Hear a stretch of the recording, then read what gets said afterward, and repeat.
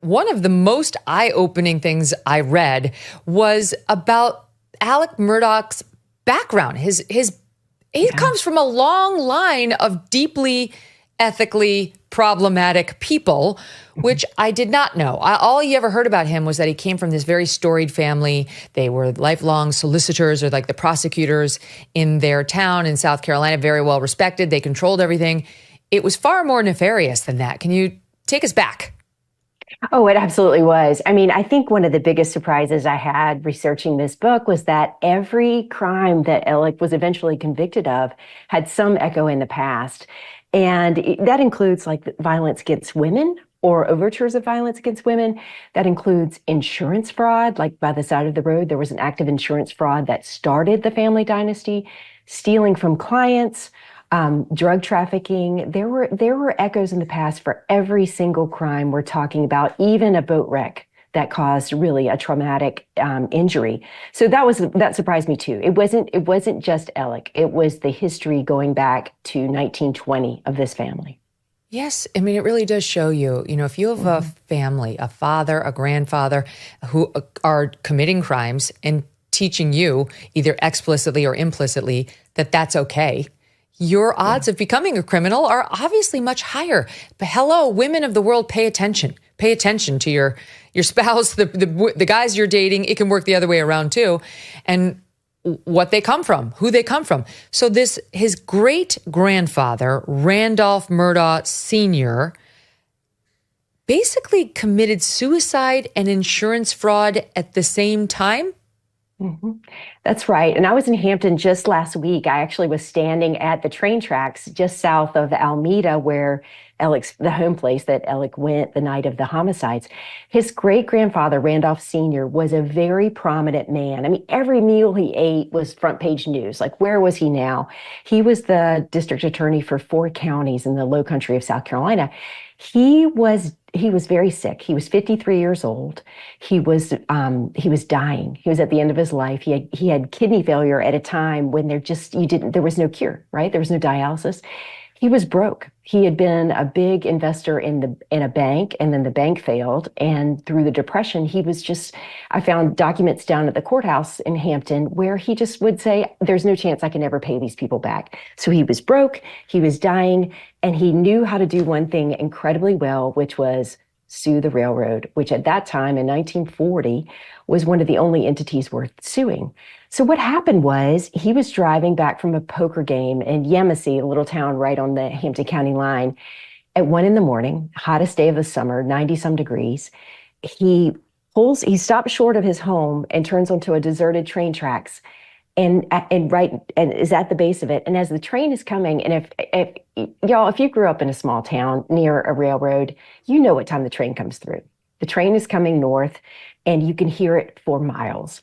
It's coming north. It's bearing down on this train tracks. He speeds up onto the tracks themselves, and they're blowing the whistle. They're flashing the light. It's a clear moonlit night. He sees them, and instead of like driving off, he waves at them.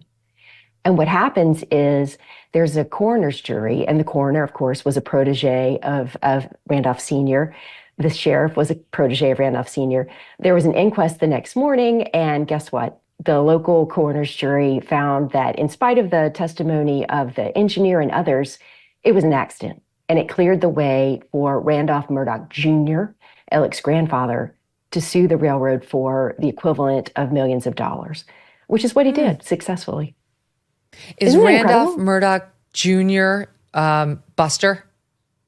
Randolph Murdaugh Jr. is Old Buster, and Old Buster was a real force to be reckoned with. He was solicitor from 1940, when he was 25 years old, to 1986. So Roosevelt to Reagan. And he even stayed in that office beyond that time. The legislature finally essentially forced him. They created a rule that essentially forced him to retire, but he kept going into the office as a volunteer solicitor.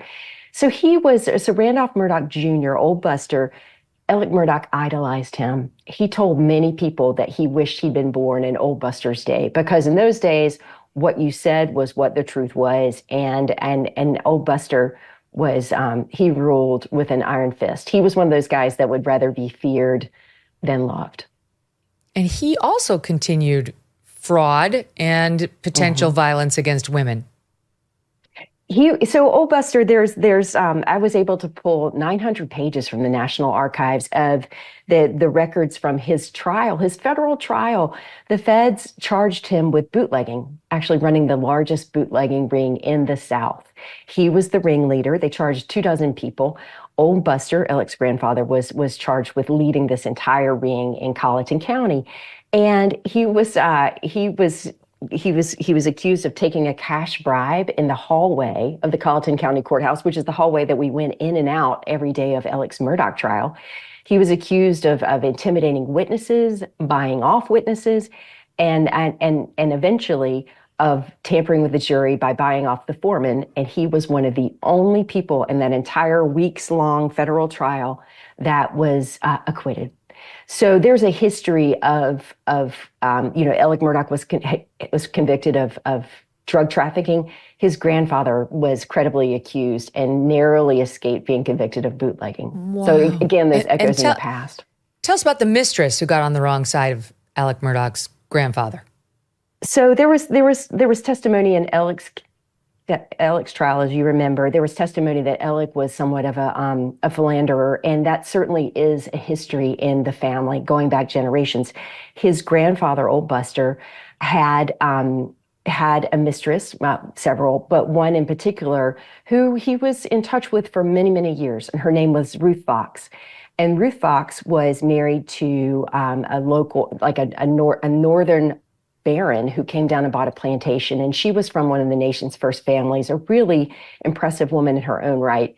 And she had been in the Navy during World War II, like training pilots, which is kind of wild to think about what kind of woman was doing that in the 40s. And she met Buster and asked for his help in getting out of her obligations. He's like, I know everybody. I'll know all U.S. senators. I'll help you get out of this bind. They got to know each other. And what you know, a year later, she is pregnant with his child. It's just such an incredible story. She goes to the house, and we're talking about the same house that Alec went to the night of the homicides at Moselle. She goes to the house, knocks on the door, speaks to Alec's grandmother and says, you have a son, I have a son, these boys shouldn't eat. And the grandmother says, don't let my name come out of your mouth ever again, go away. And it was a stunning thing because she had survived essentially when she had told Old Buster that she was pregnant. He had tried to have her killed. He had a fixer, the story goes, he had a fixer of one of many who laid in wait underneath her porch one night and got a little bit too drunk and fell asleep and didn't kill her. So there was just like this incredible echoes throughout this story. Isn't it amazing? Yes, it is amazing. I mean, you must have been just slack-jawed when you read up about the direct line from which he came. And it makes sense of everything. So it didn't stop there. It didn't even skip a generation. Alec's father also had a history of paying people off to cover up a boat accident, which of course would set off Alec's own story with a different boat accident as well. Well, there was and there was certainly a terrible boat accident in 1998 from the same island, like Murdaugh Island, where you'll remember the tragic boat wreck that killed Mallory Beach in 2019. They took the Murdaugh family boat from the family compound, which is called Murdaugh Island.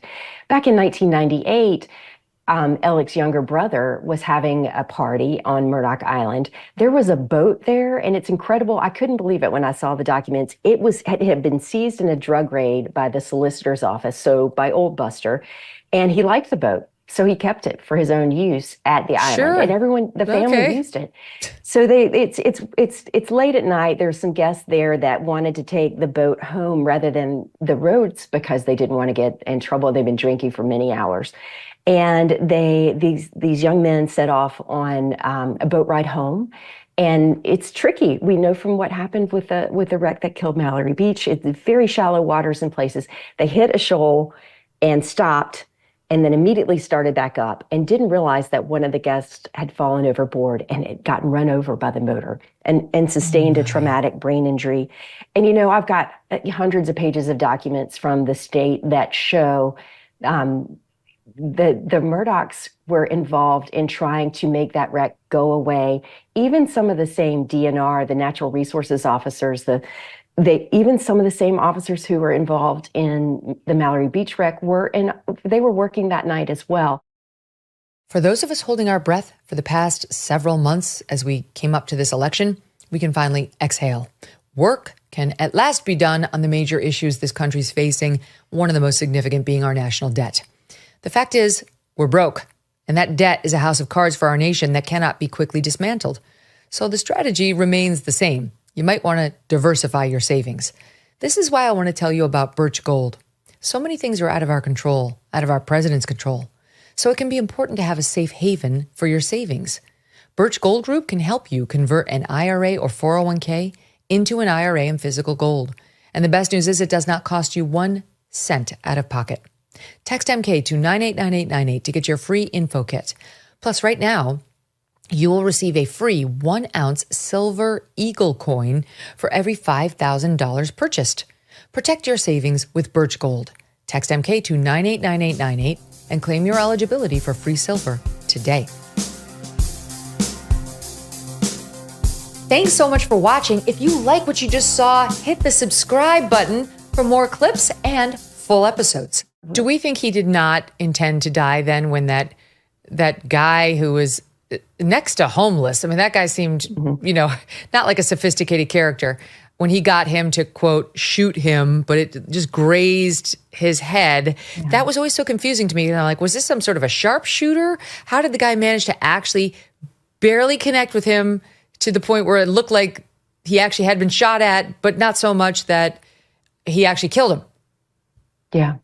No, there are many theories about what happened actually at the side of the road, but the man you're talking about, Curtis Eddie Smith, will tell you, and he said it. He's like, if I'd shot him, he'd have been dead. So what he believes happened is there was a struggle over the gun, and he has said he thinks that Alec was trying to frame him, that they were struggling over the gun, and maybe Alec was going to, Alec was bigger, Alec is 6'4", 200 pounds. I mean, can he overpower this? And Curtis Eddie Smith is his cousin Eddie is a smaller guy. He's been out on disability for a number of years. Alec was his disability lawyer.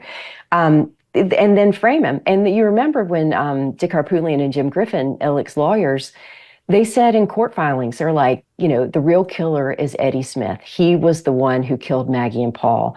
And so one of the theories is that Alec may have been trying to kill Eddie and then say, see, he was coming after me to kill me the same way that he killed my wife and son. And it's strange. I don't know if you remember, but Eddie was cashing a lot of checks for Alec over a number of years. And the checks accelerated that summer, that hundreds of thousands of dollars that Alec was effectively paying Eddie in a way. So was he going to say he was blackmailing me? Look at these payments. There are multiple ways to look at what actually happened there. But one of them is that if you look at the photos, and the defense released the photos, they signed a HIPAA release and released all the photos. There are people locally that say that's not a cut in his head. He fell, and that's the gravel on the side of the road that caused him to be cut. But one thing I should add about Cousin Eddie is that he's actually a cousin. I could not believe it. But if you go back more than 100 years to the Civil War, Alec's great-great-grandfather, so Randolph Sr.'s father, was an officer in the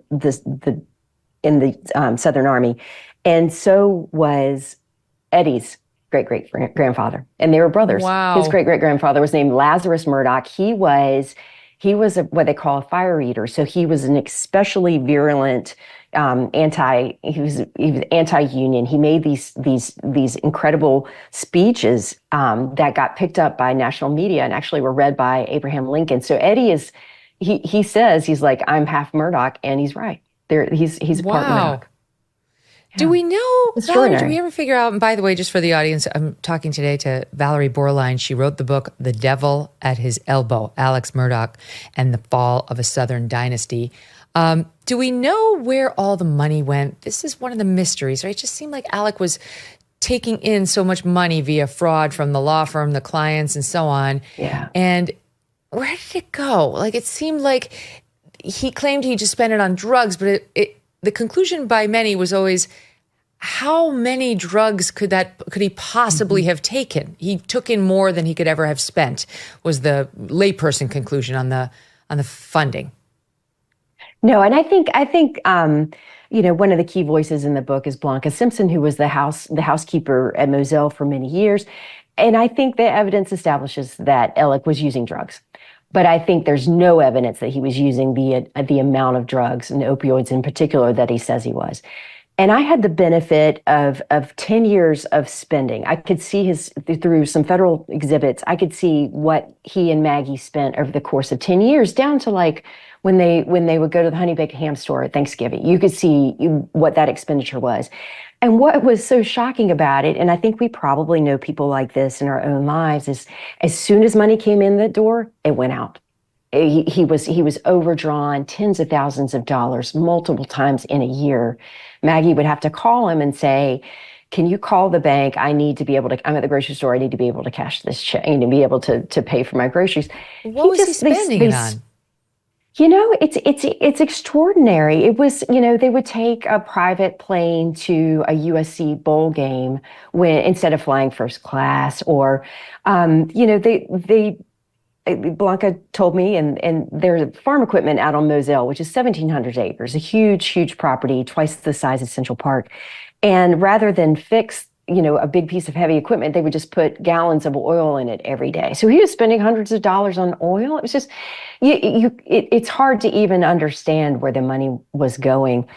But there is missing money, millions of dollars, the feds say, that's still missing. So he spent a lot of it. He spent some of it on drugs.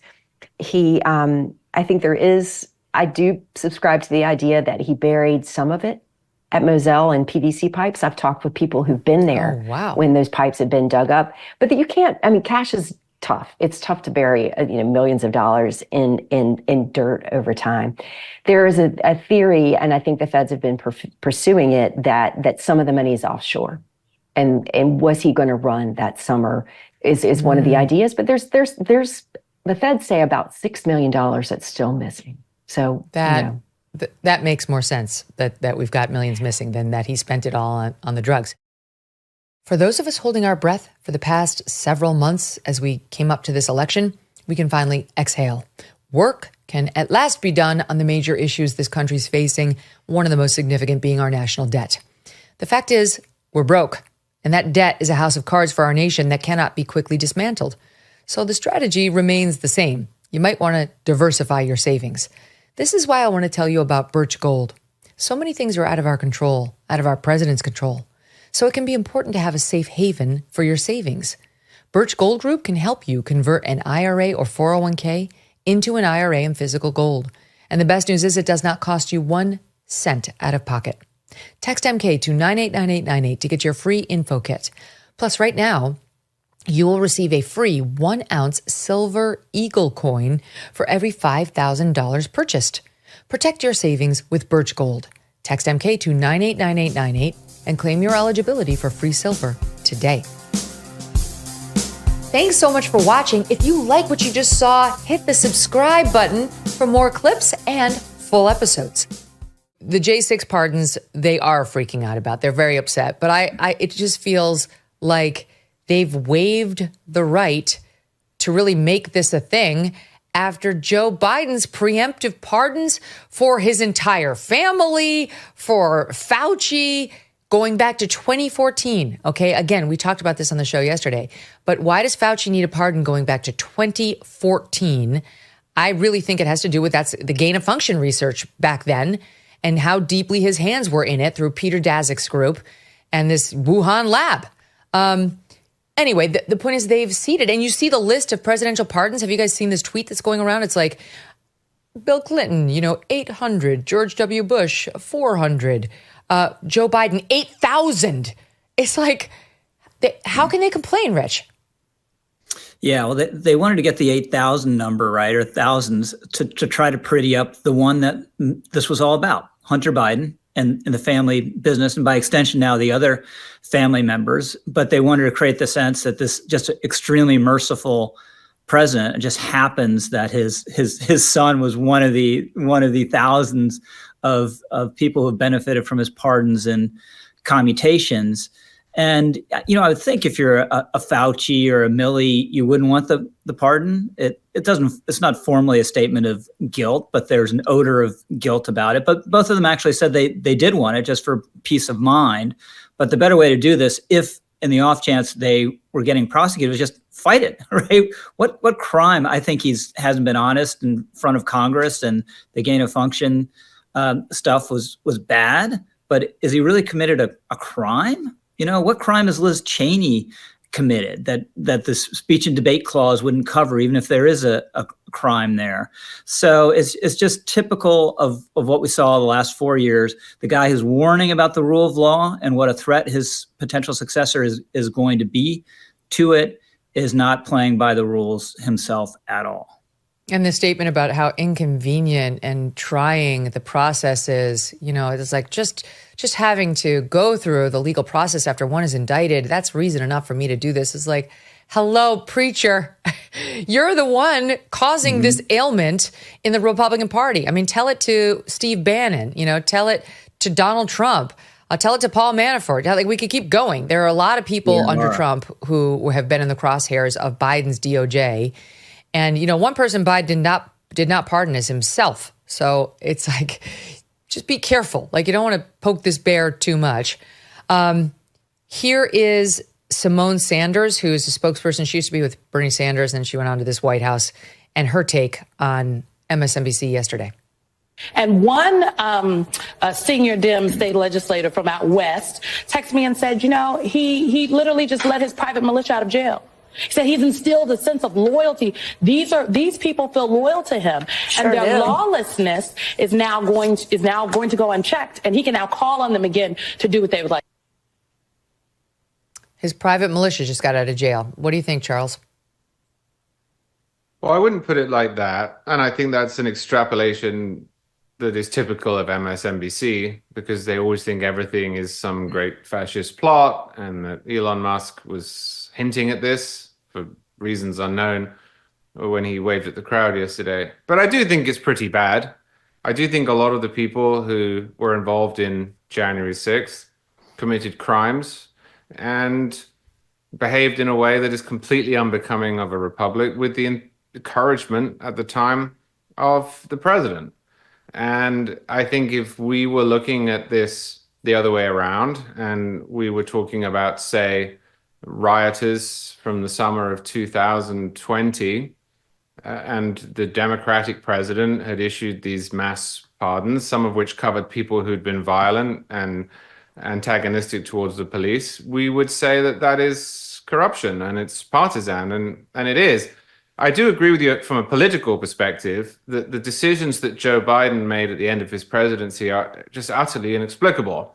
He says, inspired to run for president because of Donald Trump and his desire to restore dignity and honor to the White House and respect the rule of law and all of that. And he ended his presidency by being more lawless than really any president in modern times, and thereby pulling the rug out from under anyone who wants to complain about this. But two wrongs do not make a right. And I think that the abuse of the pardon power that we have seen over the last 5 days should make a case for its being restricted. You have to do that with the constitutional amendment, of course. It would be almost impossible because no president wants to give it up. But I would favor that. I'm with the anti-federalists on this. I think it was a mistake to put it in. And even if it wasn't, I think it is now a mistake to have it in the Constitution. I would get rid of it. Yeah, I take your point. I mean, just as somebody who practiced law for a long time, it just feels odd to have a president then swoop in and undo all the things that, it's supposed to be used sparingly to right a miscarriage of justice. And I actually do think on most of those J6 pardons, that is what happened. I just think that the administration, the Biden administration, lost its mind over J6, the insurrection stuff, and overcharged so many of these defendants and really did get too zealous. I mean, just treated them like they were dangerous felons when really they had meandered into the Capitol building, in many cases thinking it was okay, and failed to draw enough distinction between those people and the people who actually did assault cops. I'm with you. I don't really have a ton of sympathy for the people who assaulted the police officers, and I don't think that they deserved commutations. But I think the vast majority of these J6 defendants were political prisoners in a way, Rich, and that they were made to pay a price that the left was just frustrated they couldn't make Donald Trump pay. Yeah, I'm open to the idea there's over-sentencing here and overcharging. The charge of parading, right, which is basically walking through the Capitol, seems to be stretching the law just to find an offense. But these pardons cover people who fought with cops, assaulted cops, and anyone who does that, I don't care whether they're on the right or the left, in between, political, not political, deserves to go to jail. And, you know, you can look at the sentence, but that should involve a case-by-case evaluation. So agree. I mean, I think everybody sitting on this panel is generally, well, not Charlie, but you and I, Rich, are pro-law enforcement. Charlie doesn't want cops or the FBI or really laws. Hang on. It's the FBI. I think the FBI doesn't fit within our system because it's federal. I have no issue with cops. I've never had an issue with cops. But you're more libertarian. I liked it. I'm a localist, though. I like the more local the cop, the more I like them. Okay, so yeah, so I think we're all generally pro-cop, and it doesn't matter whether it's a J6 cop or it's another cop, like, don't want to see them getting assaulted by bullies or criminals. But the thing that does give me some pause on this is how the left just, like, they completely let all of the cop assaulters on their side, Antifa, etc., get away with every single one for, the better part of a year post George Floyd, or at least half a year. And we all sat there stunned and horrified that there wouldn't be charges. 2,000 cops were injured at the hands of those post George Floyd protesters. And the left was like, you broke the social contract, so you deserved it. So it is galling to see people who were, I don't know, I think in a lot of cases temporarily insane, post-COVID, post that year of George Floyd and so on, just weren't themselves. And I'm not excusing assaulting police officers. I'm just saying, like, if you're going to have empathy for anybody, it might be the people at that point in America who'd just been driven to a boiling point. And so, but they get nothing. They get the book thrown at them, and there's absolutely nobody around to feel sorry for them or put their behavior in any sort of cultural, societal context. Yeah, it's totally hypocritical. They were insistent that this is an insurrection, right? Almost immediately, that became the mandatory way it had to be described. The term was used, thousands of times just in the initial days after the riot. And the truth is, it wasn't Nancy Pelosi's fault, but if someone had the National Guard there, or 100 more police officers, or just more of a show of force, it never would have happened. It never would have happened. It was a riot that ran out of control. Doesn't mean that there weren't a lot of bad actors. Doesn't mean that there weren't people who, a very small group that really wanted to do this and was determined to do this. But a riot, a element of a riot, just the crowd psychology is there are a couple leaders who get it going, and then everyone else kind of loses their minds. There's a great book written about this English soccer thugs, and the author pointed out things are kind of under control until there's the sound of shattered glass, and that immediately just sets off this atavistic instinct in people. Okay, all the rules are gone. Now that doesn't make riots good. They're bad. I don't want anyone who's punching cops, whether Antifa or a J6 loyalist to Donald Trump, getting off scot-free. So again, I would have done a case-by-case evaluation the way JD and Pam Bondi were talking about, but now this is done, and it's not going to be popular, but there's so many other things that have happened in the last 24 hours, I think it kind of gets buried. I feel like let's move forward. I will say this, Joe Biden pardoned how many criminals in the past month, including, Glenn Youngkin is jumping up and down about this in Virginia, including 2 convicted cop killers. Mm-hmm. Where's the left jumping up and down about that? There were zero cop killers on January 6th, even though the left is still trying to peddle the lie that there were. There were no cops were killed on January 6th, but they were killed in the past in Virginia and elsewhere, and at least 2 cop killers in Virginia were let out by Joe Biden without so much as an explanation. Where's that headline, New York Times? Here is Senator Cory Booker of New Jersey peddling the lie, you'll hear it at the tail end here, again, that cops died that day. But the people he pardoned, his family members, did not, before the naked public eye, beat police officers, try to overthrow our government, lead to the death of police officers. This is not about left or right in our country. We can't just say this is a tit for tat, or their side did it so my side can do it. No, this is about the values and principles that we should all be looking to uphold. The President of the United States of America has just pardoned people who physically attacked, violently led to the death of officers like Sicknick, and we should be talking about that. Okay, that's not true. That is not true. Brian Sicknick died of natural causes. That is what the ME found. And the only person who died that day was Ashley Babbitt, who was shot by a police officer on Capitol Hill, who's 5'1". Okay, that's it. He's wrong. He said the people Joe Biden just pardoned didn't kill any police officers or attack. Yes, they did. As I just pointed out, Biden did pardon cop killers. Maybe he doesn't know about it because the media won't talk about it, Charles. But you and I both know Biden just pardoned a whole host of actually dangerous criminals. The left just doesn't care. I don't know if it's because they want those people back on the street, because it's a Democrat who did it, but they're much more obsessed with cops being battered by J6 defendants, which again, we all agree is not a good thing, but there's a scale in the criminal law. And actually shooting dead 2 cops is by anyone's measure worse than having a fist fight with them on Capitol Hill. I think that there are just a huge number of people on the left who don't know much about the country they live in. As I say, 2 wrongs don't make a right, so don't interpret this as a justification of what Trump did.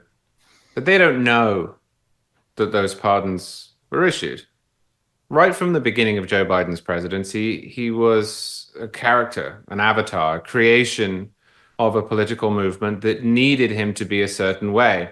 Last time I was on the show, we went all the way through the number of times it was said on television that Joe Biden's refusal to pardon his son said so much, showed so much. It was illustrative of the moral virtue of those left of center within the Democratic Party. And it just wasn't true. He, little did we know at that point, then made it much, much worse at the last minute, pardoning members of his family, blanket pardons that go back 11 years. I just think that one of the issues that the left has, and one of the reasons they lost the last election, despite Donald Trump's behavior after the 2020 election, was because they don't know much about the country they live in. They don't know much about the people who live in it, and they don't know much about how its politics work because they're constantly fed this narrow set of news. It would not shock me if Cory Booker didn't know that those pardons were issued. I look at that guy, who I think is a fraud. I'm not pretending he's some oracle. Spartacus? I look at that guy. I look at that guy, and he strikes me more as a naif than as a liar. I think he doesn't know. I think he doesn't know it. Yeah, there's no way he knows. And as a lot of people repeat the lie about Charlottesville and Trump, who just don't know. And I was struck, Megyn, by an interview with Pete Buttigieg on Squawk Box several months ago, and they were pushing him about the border Joe Kernan was, and why did you reverse all this Trump stuff that was working? And he said, no, we only reverse child separations. Child separations happened for about 10 days. Then they were stopped and reversed during the Trump administration. So everything that was thrown out the window by Biden was totally different, was working and was humane and not immoral. But he didn't know. And he's supposed to be one of the smartest Democrats in the room because they live in this information bubble. Life is busy, and finding time to shop for clothes can feel impossible. This is why Daily Look is a game changer, the #1 premium personal styling service for women. Here's how it works. A stylist curates a box of up to 12 pieces tailored to body shape, preferences, and lifestyle. Whether chic office outfits or cozy everyday looks are needed, Daily Look delivers what fits the moment. Everything can be tried on at home, and you keep what works and send back the rest. With free shipping both ways, by the way. It's a seamless, stress-free way to elevate any wardrobe. Daily Look works with top brands like Kate Spade and more, offering premium pieces for every occasion. Sizes range from extra small to 3X and 0 to 24, making it an inclusive styling service for everyone. Daily Look's mission is simple. Elevate the personal style of the people who come to them while saving time and effort. It's time to get your own personal stylist with Daily Look. Head to dailylook.com to take your style quiz and use the code Megyn to get 50% off your first order. Dailylook.com for 50% off. And make sure you use my promo code Megyn so they know I sent you and you get your discount. Dailylook.com, promo code MEGYN.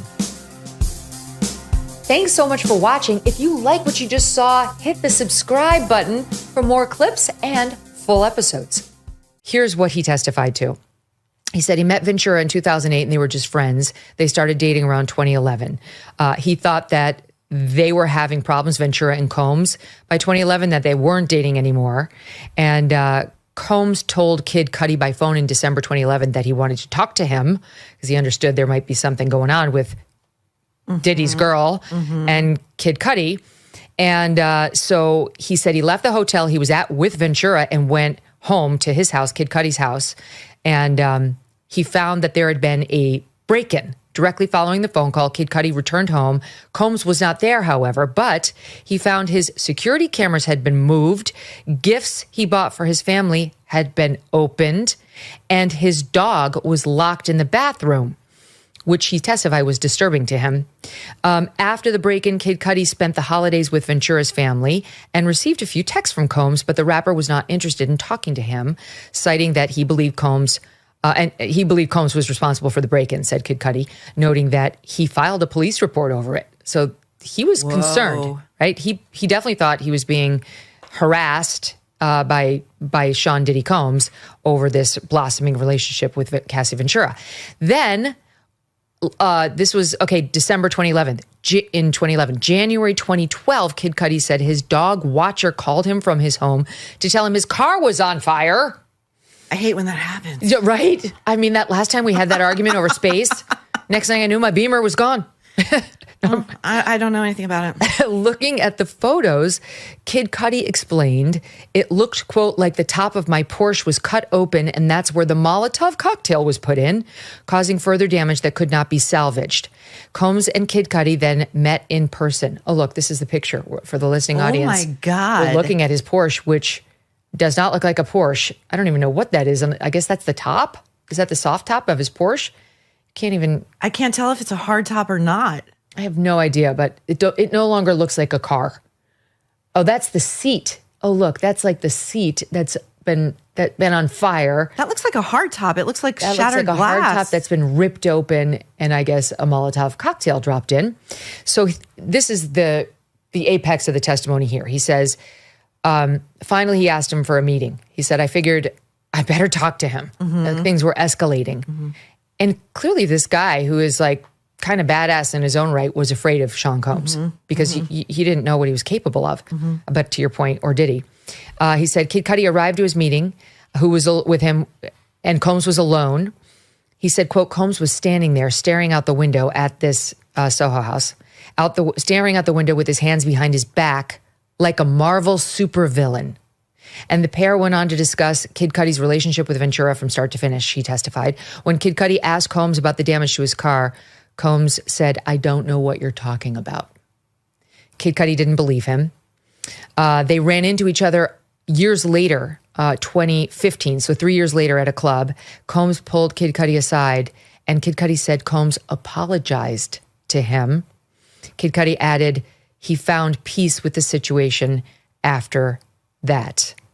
Kid Cudi did testify that Cassie Ventura told him there was physical abuse in her relationship with Combs, that he would sometimes hit and kick her, which bothered Kid Cudi, but he did not hear about any sexual abuse. But there it is, looking like a Marvel supervillain, which, by the way, there was no objection to, which I would have objected to had I been Sean's lawyer.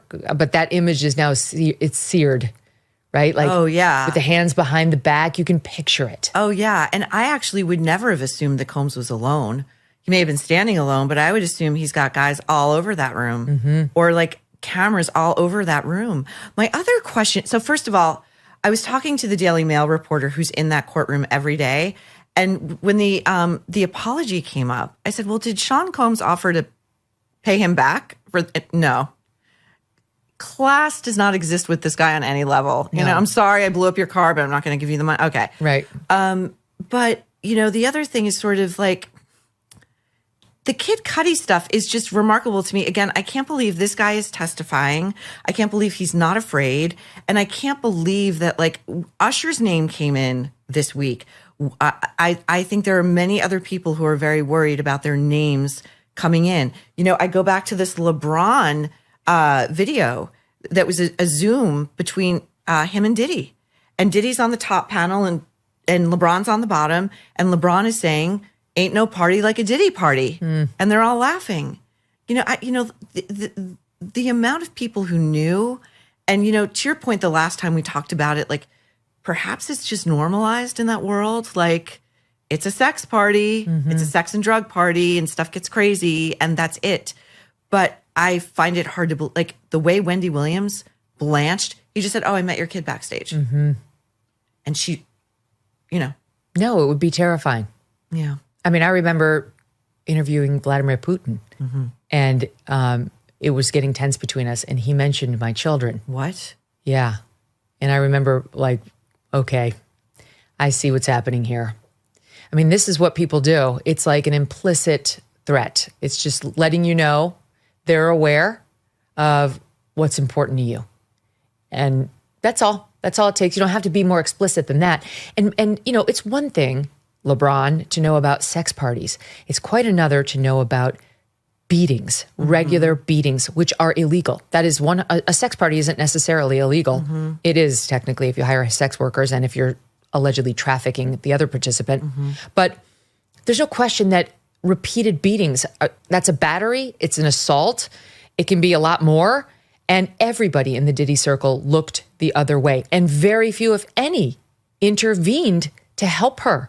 They allowed it. Here's the next guy, George Kaplan, former assistant to Sean Diddy Combs. He, prior to testifying and without the jury present, invoked his Fifth Amendment. Whoa. He was like, I'm not saying anything because I will be incriminated. And the prosecution offered him an immunity deal, which he then took. The judge watched him sign it. And once you sign an immunity deal, you can no longer assert the Fifth Amendment. So he was forced to take the stand. The jury didn't know he had signed that. I think they thought he was just there voluntarily. And he testified about 3 instances where he witnessed violence from Sean Combs. Twice with Cassie Ventura in 2015 on Combs's private jet. And then another incident later in the year where he said he saw Ventura with visible injuries at one of Combs's homes. He testified to witnessing yet another round of violent behavior where he saw Combs throw a number of decorative or real, he wasn't sure which, green apples at another girlfriend, hard, he said, like really trying to whip her with them. He was unsure if any of them actually hit the woman, but it wasn't for lack of trying.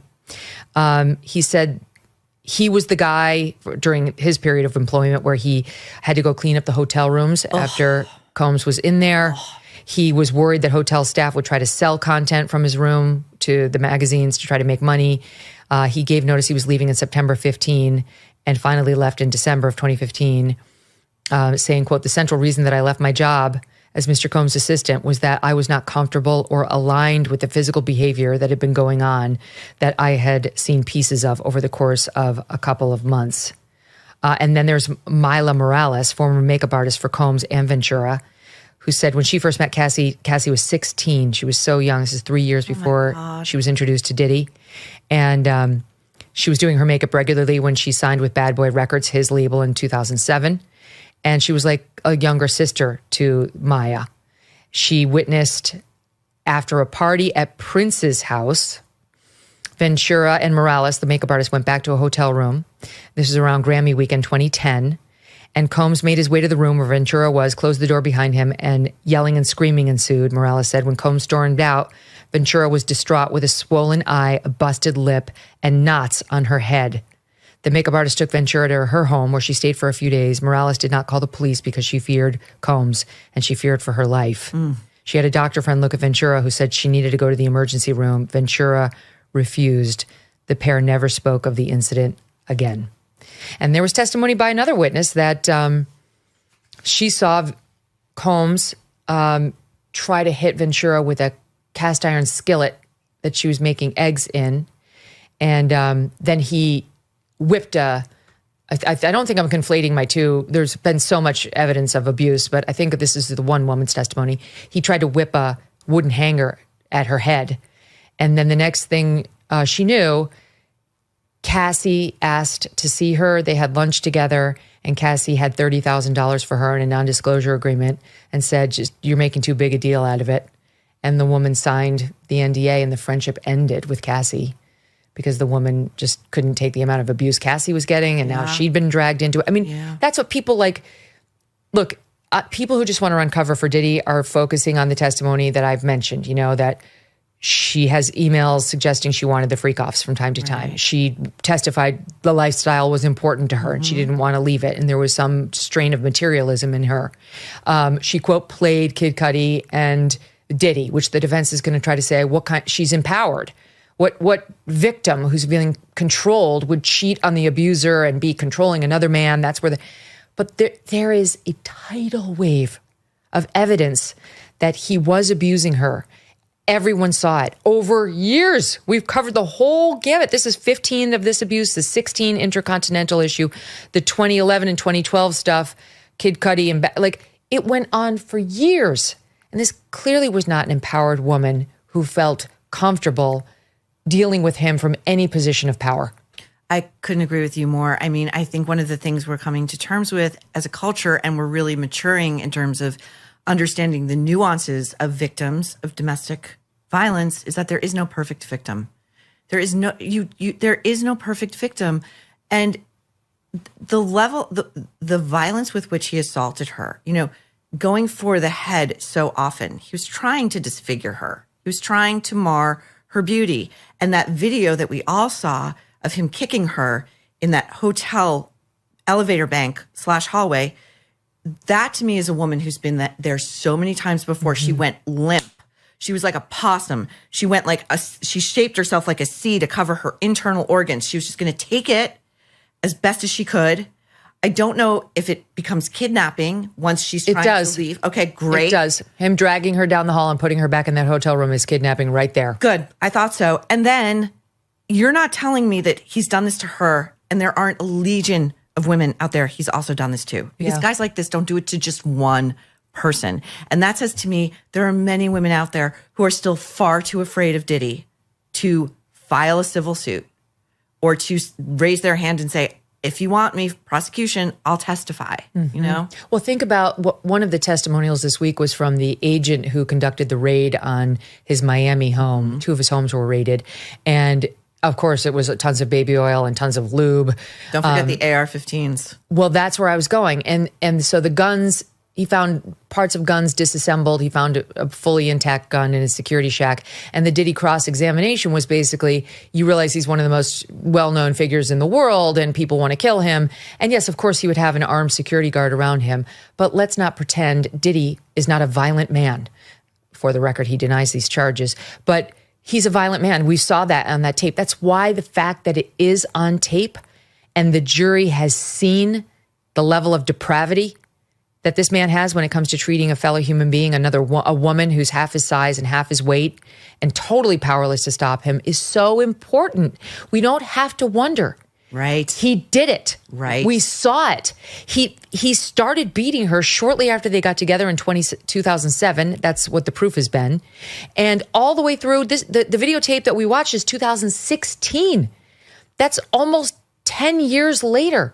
Who that's empowered, who that has any sort of equality, never mind equal strength in the relationship, stays for 9 years of beatings. I don't think they actually broke up until 2018. I mean, if you even just think about the humiliation that's involved and how regularly Sean Combs had been beating Cassie in front of other people, that he thought nothing of beating her in a public space. Those elevators could have opened at any time. When that security guard shows up on that new footage that we've just seen, and I was listening to you talk about, because I didn't realize this, and it was so enlightening. That's enough. So I'm like, okay, so a third party saw this, and what happened? What happened? Mm-hmm. And I believe it was the same security guy who was told, we don't do anything about this. Mm-hmm. And he took video on his own phone of the video because he kind of knew it would disappear. He said he was going to show it to his wife, that he was going home on a Friday, and he wanted to show it to his wife. And it was a good thing, because by Monday when he got back to work, it was gone. the original was gone. This July, there is a global summit of BRICS nations in Rio de Janeiro. The bloc of emerging superpowers, including China, Russia, India, and Iran, are meeting with the goal of displacing the US dollar as the global currency. They're calling this the Rio Reset. As BRICS nations push forward with their plans, some worry global demand for US dollars will decrease, bringing down the value of the dollars in your savings. While this transition, if it happens, would not happen overnight, the Rio Reset could mark a pivotal moment. So learn if diversifying your savings into gold is right for you. Birch Gold Group can help you move your hard-earned savings into a tax-sheltered IRA in precious metals. Claim your free info kit on gold by texting MK to the number 989898. With an A-plus rating from the Better Business Bureau and tens of thousands of happy customers, let Birch Gold arm you with a free, no-obligation info kit on owning gold before July and the Rio Reset. Text MK to the number 989898 today. Thanks so much for watching. If you like what you just saw, hit the subscribe button for more clips and full episodes. They did have a presser this morning with a bunch of Epstein victims, or women who say they were his victims. And I'll give you an example. Here's Lisa Phillips, who says she's committed to sort of working outside of this process and making sure the truth comes out. Her name is Lisa Phillips again, and it's Thought 50. Several of us Epstein survivors have been discussing creating our own list of names.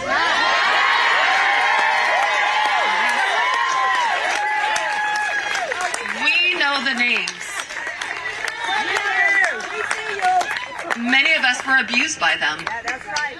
Now together as survivors, we will confidentially compile the names we all know were regularly in the Epstein world. And it will be done by survivors and for survivors. No one else is involved. Stay tuned for more details on that. Because history is watching, and so are the women who will come after us. That's right. Thank you. Okay, so I say good for them. This is like the actual men who are in Epstein's circle. This is their worst nightmare because not all of them are pedophiles. Some of them just knew Epstein. I mean, I think Trump is in that category. I think Alan Dershowitz is in that category.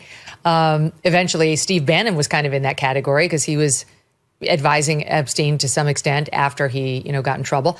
I don't think these people did anything wrong morally, in terms of the girls. But, if the list is now up to the survivors of like who was in his orbit a lot, because the real officials won't tell us the names of those who have been actually accused of bad actions, I'm not surprised the women are taking control of the situation.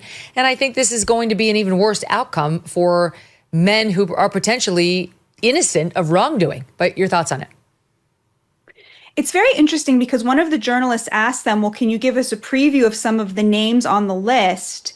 And they declined to do so because they're worried about getting sued, which I think is a good thing, right? You don't want people randomly naming people who haven't done anything wrong.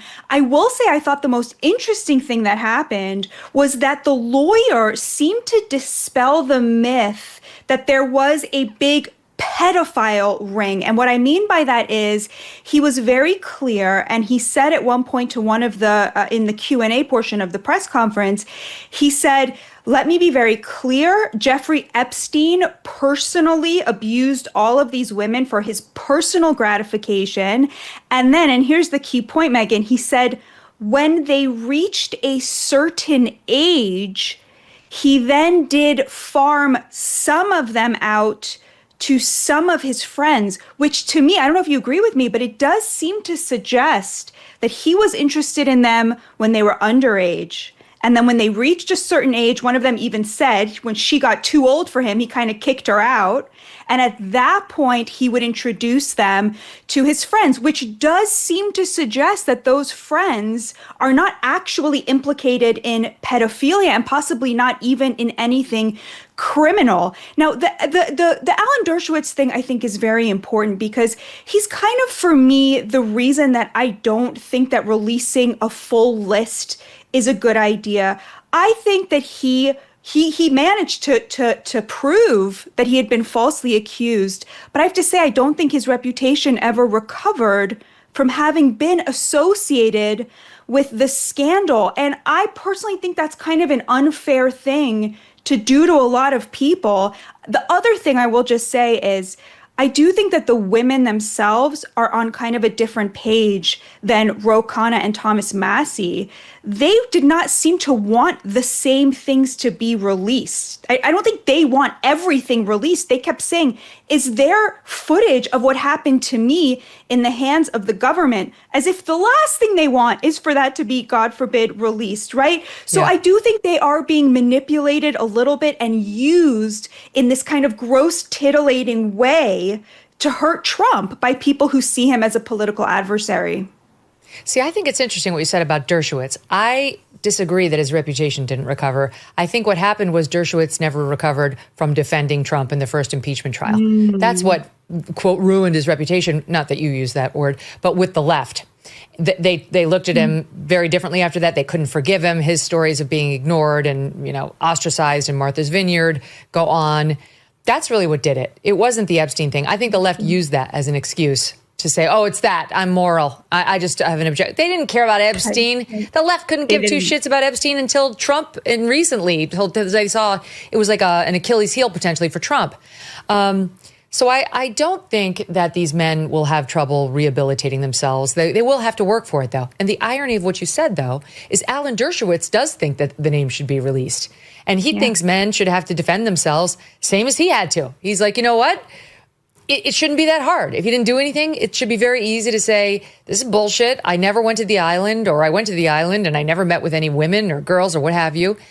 And the final point I was going to make on Epstein is, I've told the audience this before. I do know somebody who's very close to the Epstein case, and this person's never misled me. Everything they've told me has been true, as far as I can tell. And this person has been saying from the beginning that this person doesn't view Epstein as a pedophile, but that he was into the, quote, barely legal type.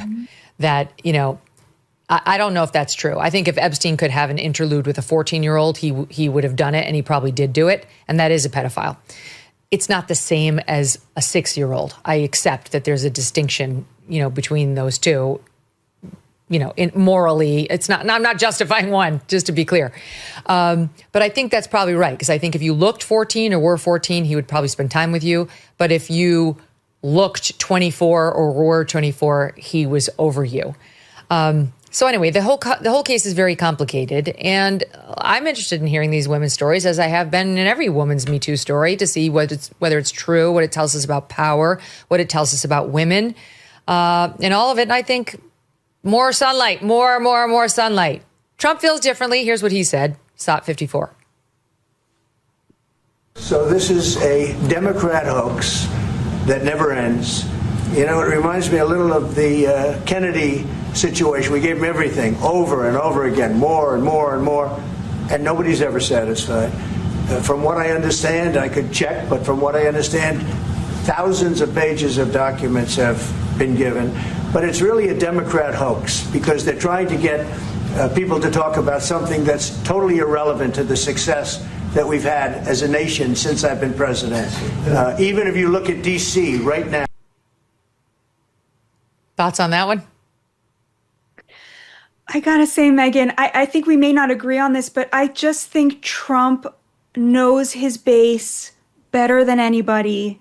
And when he keeps saying this is a hoax, he's not trying to convince them to drop something he thinks will hurt him.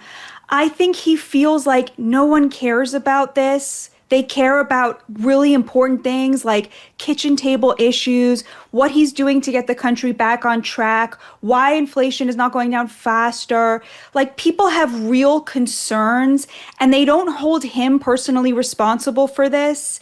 I keep having totally normie people ask me why do I keep hearing about this Epstein thing? They don't quite understand why it's such a big topic. So I'm kind of with the president on this. I don't think you get very far betting against Trump's understanding of where the average American is at on an issue. And I think he's really clocked it that this is something that really preoccupies kind of elites on both sides. But average Americans, I think, just don't care that much about Jeffrey Epstein. What do you think? Well, I don't think it's elites on the right who are interested in Epstein. I think it's like, the Dan Bongino's not an elite. Now he's, part of government. But like when he was talking about this on his show, it wasn't because he had some privileged position, that he was going to exploit.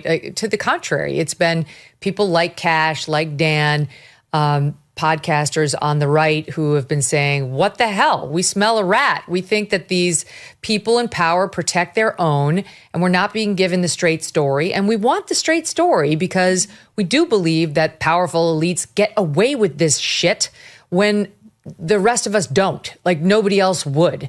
And that we have a right to know what these elites were doing and why they're covering for each other. Because everybody within Epstein's circle was pretty much well off, connected, or rich, in one way, shape, or form. So I just don't see this as an elites issue. Not this one. I have interest in this case from a legal standpoint. And I also think Trump's very first instinct, it'd be one thing if after, all these months, Trump was like, get over it. We've done some releases. I'm sick of talking about this shit. But on day one, he was like, Jeffrey Epstein, who is interested in that story? Are we still talking about Jeffrey Epstein? And it was like, what?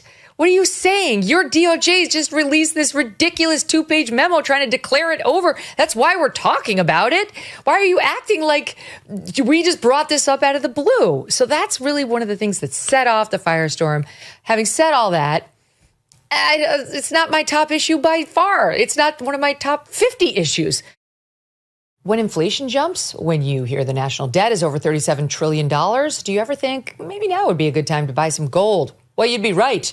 Whether as a hedge against inflation, peace of mind during global instability, or just for sensible diversification, Birch Gold Group believes every American should own physical gold. And so they created something special. Until September 30th, if you're a first-time gold buyer, Birch Gold is offering a rebate of up to $10,000 in free metals on qualifying purchases. To claim eligibility and start the process, request an info kit right now. Just text MK to 989898. Plus, Birch Gold can help you roll an existing IRA or 401k into an IRA in gold, and you're still eligible for a rebate in free metals of up to 10 grand. So make right now your first time to buy gold and take advantage of a rebate up to $10,000 when you buy before September 30th. Text MK to the number 989898 to claim your eligibility and get your free info kit. Thanks so much for watching. If you like what you just saw, hit the subscribe button for more clips and full episodes. Good morning, everyone. I'm Megyn Kelly. It's Wednesday, September 17th, 2025, and this is your AM Update. The defendant is believed to have targeted Charlie Kirk based on Charlie Kirk's political expression. Tyler Robinson formally charged with 7 counts, including aggravated murder for the assassination of Charlie Kirk. A disgusting twist, the elderly man arrested in the moment following Charlie's murder, now under investigation for child sex abuse material. You are a disgrace to this institution and an utter coward. You are a political buffoon at best. And FBI Director Kash Patel takes on Democrats in a fiery hearing on the Hill. All that and more coming up in just a moment on your AM Update. As President Trump is settling into his new administration, one of the top Democrats in Congress aiming to undermine the Trump agenda is Democrat Senator Dick Durbin of Illinois. And according to our sponsor, the Electronic Payments Coalition, Senator Durbin has a new plan, a government takeover of your credit card. Today, Americans have thousands of choices in credit cards, but they say Senator Durbin's plan will result in less competition and less security, which means more risk for your credit and your identity. You can learn more for yourself at guardyourcard.com. And you could consider telling your senators to stop Dick Durbin's government takeover of your credit card before it's too late. Tyler Robinson formally charged yesterday with the murder of Charlie Kirk, speaking only once in the short meeting, stating his name to presiding district judge Tony Graff. Could you state your name? Tyler James Robinson. The 22-year-old suspect appearing virtually via video, arms bare, wearing what appears to be an anti-suicide smock, commonly worn by high-risk inmates. The defendant did not enter a plea, Judge Graff approving a court-appointed lawyer for Robinson, saying Robinson was indigent.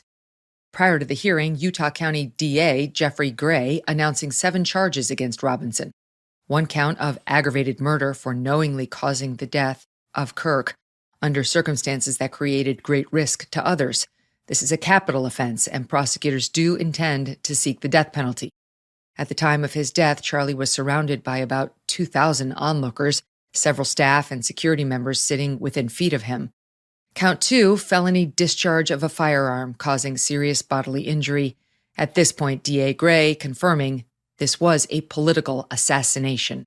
The state is further alleging aggravating factors on counts 1 and 2 because the defendant is believed to have targeted Charlie Kirk based on Charlie Kirk's political expression and did so knowing that children were present and would witness the homicide.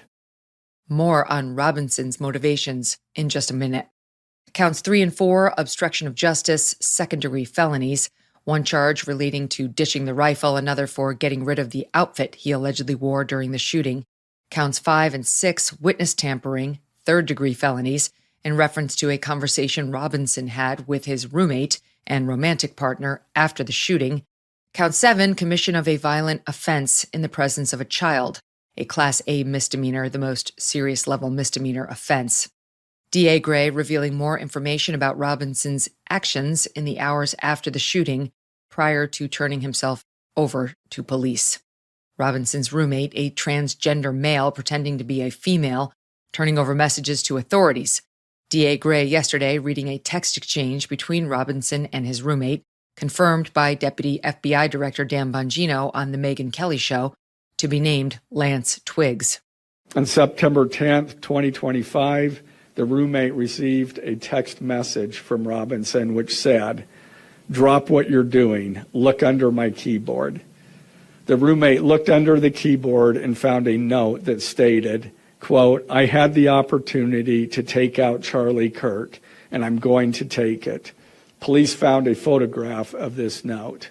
The following text exchange then took place. After reading the note, the roommate responded, "What? You're joking, right?"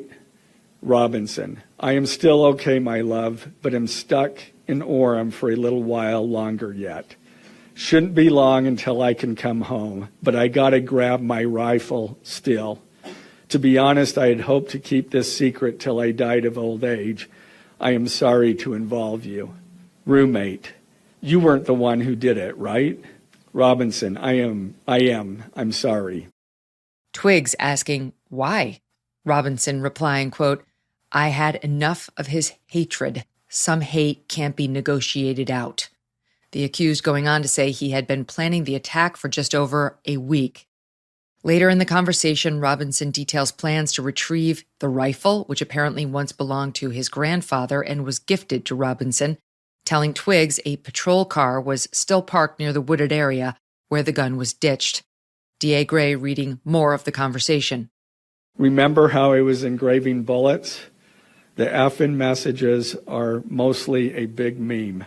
If I see notice bulge UWU on Fox News, I might have a stroke, all right. I'm going to have to leave it. That really effing sucks. Judging from today, I'd say Grandpa's gun does just fine." Robinson then messaging his roommate about incoming questions from his parents and instructing his roommate to help cover Robinson's tracks. Robinson again, delete this exchange. Again, Robinson, "My dad wants photos of the rifle. He says Grandpa wants to know who has what. The feds released a photo of the rifle, and it is very unique. He's calling me, RN. Not answering." Robinson, "Since Trump got into office, my dad has been pretty diehard MAGA." Robinson, "I'm going to turn myself in willingly. One of my neighbors here is a deputy for the sheriff." Again, "You are all I worry about, love." That came from Robinson. Roommate, "I'm much more worried about you." Robinson, "Don't talk to the media, please. Don't take any interviews or make any comments. If any police ask you questions, ask for a lawyer and stay silent." DA Gray elaborating more on the shooter's evolving political views over the last few years. According to his mother, the defendant started leaning more toward the left, telling the DA he had become more pro-gay and trans rights oriented.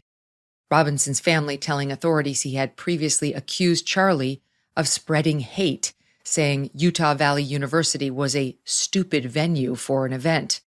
According to DA Gray, Robinson's parents confronting their son about his possible role in the shooting after seeing the photos released by the FBI. His parents reporting to law enforcement that Robinson said he did it because there is too much evil in the world and Charlie Kirk spreads too much hate. Robinson's next hearing, also virtual, set for 10 a.m. local time on September 29th. He will remain in custody without bail.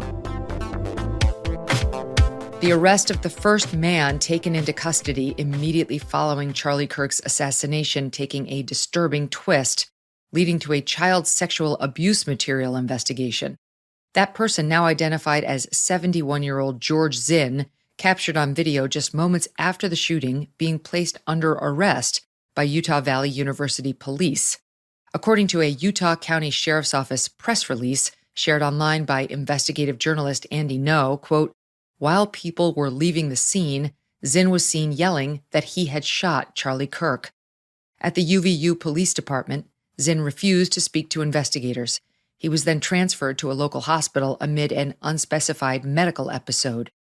According to police documents obtained by Fox 13, Zinn told police that he, quote, "wanted to be a martyr for the person who was shot." At the hospital, Zinn reportedly admitting to an FBI agent and a Utah State Bureau of Investigation agent he was not the shooter, but claimed he was in order to allow the actual suspect time to flee. Investigators asked to see his phone. Zinn agreed, telling the agents they might find child sexual abuse images on his phone.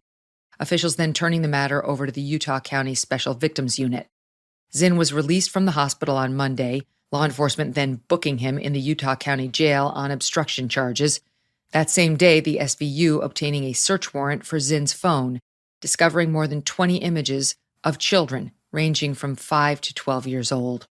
According to the Sheriff's Department, there were several graphic text messaging threads where Zinn shared the images with others. He remains in the Utah County Jail on felony obstruction charges and 4 counts of sexual exploitation of a minor. Investigators do not believe Zinn coordinated with the shooter. Zinn is well known in the Utah political scene. Local outlet KSL reporting Zinn is a regular with law enforcement, arrested and charged many times over 30 years. In 2013, authorities charging Zinn with a felony for making a threat of terrorism, asking Salt Lake City Marathon organizers in an email, quote, "I was wondering if you needed anybody to help place bombs near the finish line on Saturday." KSL reporting Zinn later pleaded guilty to a lesser misdemeanor charge. Coming up, Capitol Hill erupts as FBI Director Kash Patel goes toe-to-toe with Democrats in a contentious hearing. I've been talking a lot about Riverbend Ranch lately because their steaks are amazing. Riverbend Ranch has taken Black Angus beef to a whole new level. For the last 35 years, Riverbend Ranch has been creating a very elite Angus herd by using ultrasound to select genetically superior cattle with a focus on flavor and tenderness. When you purchase from Riverbend Ranch, you are not only supporting the 64 cowboys and cowgirls and their families who work on that ranch, but you're also supporting over 260 other U.S. ranches and the hundreds of American families who work on them. It is born in the USA, raised in the USA, and processed in the USA. It's aged to perfection for 21 days and shipped directly from the ranch to your home. This is not your average Black Angus beef. So order from riverbendranch.com. Use the promo code Megyn, and that'll get you $20 off your first order. And let me know what you think. riverbendranch.com, promo code Megyn. FBI Director Kash Patel appearing before the Senate Judiciary hearing yesterday, covering a wide range of issues. Patel taking heat from both sides of the aisle in the aftermath of the Charlie Kirk assassination. In the early evening on September 10th, Patel posting on X that the subject was in custody. Then about 90 minutes later, posting that that person had been released and the suspect was still on the loose. Yesterday, however, Republican senators rallying around the director while Democrats went on the attack. A sampling of that here from Vermont Senator Peter Welch and Illinois Senator Dick Durbin, both Democrats. You made an announcement that the suspect was in custody. We got our man. It turned out that was not true. As if we have our man, that would suggest to the public that everybody can rest and relax and not then continue to provide information to local law enforcement and to you. What? So that was a mistake. Mr. Patel was so anxious to take credit for finding Mr. Kirk's assassin that he violated one of the basics of effective law enforcement. At critical stages of an investigation, shut up and let the professionals do their job. Patel acknowledging his wording at the time could have been more precise, however, stating he does not believe updating the public in real time was a mistake. California Democratic Senator Adam Schiff questioning the director about Epstein associate Ghislaine Maxwell's transfer to a minimum security prison following her interview with Deputy Attorney General Todd Blanche. Senator Schiff asking Director Patel who was in charge of that decision. Mr. Patel responding it came from the Bureau of Prisons, setting off this exchange. You want the American people to believe that? Do you think they're stupid? No. I think the American people believe the truth, that I'm not in the weeds on the everyday movements of inmates. Not in the weeds? What I am doing is protecting this country, providing historic reform, and combating the weaponization of intelligence by the likes of you. And we have countlessly proven you to be a liar in Russiagate, in January 6th. You are the biggest fraud to ever sit in the United States Senate. You are a disgrace to this institution and an utter coward. I'm not surprised. I'm not surprised that you continue to lie from your perch and put on a show so you can go raise money for your charade. You are a political buffoon at best. In 2023, then Congressman Schiff was removed from the Intelligence Committee and formally censured by the House for misleading the public repeatedly by promoting now totally debunked claims that President Trump colluded with Russia to win the 2016 presidential election. Schiff at the time said he would wear that censure as a badge of honor. Elsewhere in the hearing, Director Patel questioned about changes to the physical fitness exam all new FBI recruits are required to pass. Beginning in November 2025, pull-ups will be a mandatory part of the evaluation for all FBI candidates. Females will be required to complete at least one single pull-up. At a minimum, male candidates must complete 2 to 3. Democrat from Hawaii, Senator Mazie Hirono, questioning the fairness of this new standard. You are now requiring applicants to be able to do a certain kind of pull-ups, which a lot of women cannot because of physiological differences. Are you requiring these kinds of pull-ups? We are requiring a physical program at BFTC at Quantico because FBI agents carrying guns in the field have to chase down bad guys and do really hard work. The reason I ask is that there are concerns about whether or not being able to do these kinds of harsh pull-ups is really required of FBI agents. Doing one pull-up is not harsh. Director Patel then noting certain medical exemptions exist for qualifying candidates. Later, Republican Senator from Alabama, Katie Britt, highlighting the irony in her Democrat colleagues' line of questioning. Before I begin, I want to thank Senator Hirono for what she said, acknowledging that there are physical differences between men and women. Talking about that women wouldn't be able to do as many pull-ups, and I think that she was making a case here that there should be different standards. There's a thing called Title IX, and this is why we continue to say we should have biological men and men's sports and biological women and women's sports. And so I look forward to utilizing that to talk to all of my colleagues on the other side of the aisle. Maybe they will stand with us in helping us protect women's sports. I think she made a great argument there for it. And that'll do it for your AM Update. I'm Megyn Kelly. Join me back here for the Megyn Kelly Show, live on SiriusXM Triumph Channel 111 at noon East, on youtube.com/Megyn Kelly, and on all podcast platforms.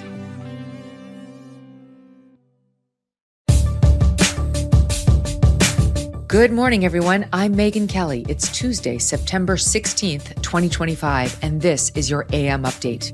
Messages from an online platform reportedly showed Tyler Robinson, the accused killer of Charlie Kirk, confessing to his friends, quote, "It was me." It is a statistical fact that most of the lunatics in American politics today are proud members of the far left. Vice President J.D. Vance delivering a tough but powerful message on unity in American politics while guest hosting Charlie Kirk's show. I'm signing a presidential memorandum to establish the Memphis Safe Task Force. Federal law enforcement and the National Guard heading to Memphis, Tennessee, the next target in President Trump's crime crackdown.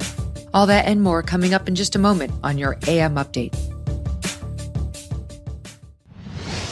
As President Trump is settling into his new administration, one of the top Democrats in Congress aiming to undermine the Trump agenda is Democrat Senator Dick Durbin of Illinois. And according to our sponsor, the Electronic Payments Coalition, Senator Durbin has a new plan, a government takeover of your credit card. Today, Americans have thousands of choices in credit cards, but they say Senator Durbin's plan will result in less competition and less security, which means more risk for your credit and your identity. You can learn more for yourself at guardyourcard.com. And you could consider telling your senators to stop Dick Durbin's government takeover of your credit card before it's too late. Tyler Robinson, the 22-year-old accused of assassinating Charlie Kirk, reportedly confessed to friends, according to screenshots from messaging platform Discord obtained by the Washington Post. Robinson posting to a group chat on Discord, quote, "Hey guys, I have bad news for you all. It was me at UVU yesterday. I'm sorry for all of this." The post reporting the messages were shared by a member of the chat who confirmed the account belonged to Robinson. In the exchange, Robinson delivers the news matter-of-factly, quote, "I'm surrendering through a sheriff friend in a few moments. Thanks for all the good times and laughs. You've all been so amazing. Thank you all for everything." A source telling the Post those Discord messages have been passed along to law enforcement. Robinson is reportedly not cooperating with authorities, though family members and Robinson's transgender romantic partner are. Robinson posting the apparent confession in a different group chat than the one AM Update reported on yesterday, where Robinson joked about the slaying, suggesting the person in the FBI-released videotape was his doppelganger. Officials from Discord claim there is no evidence Robinson planned the attack on their platform. The FBI is investigating online groups, probing whether Robinson had any help before or after the shooting. The Washington Free Beacon reporting that the FBI is investigating social media accounts that appeared to indicate advanced knowledge of the Kirk assassination, several of which belong to transgender individuals who posted messages like, quote, "You guys, I have something big coming soon. Just be sure to check the news. You'll know it when you see it," end quote, from an account under the name Osamu bin Tezuka, 5 days before the shooting. After Charlie was shot on September 10th, Tezuka followed up, quote, "Well, that's that." Another account posted on August 6th, more than a month before the shooting, that, quote, "September 10th will be a very interesting day," end quote. After the assassination, that poster followed up, quote, "I plead the fifth," end quote. A quip that was reposted by an account, Churbum75M, who follows the accused shooter's boyfriend on TikTok. Churbum75M, moments after Charlie was pronounced dead, posted on X, "We effing did it."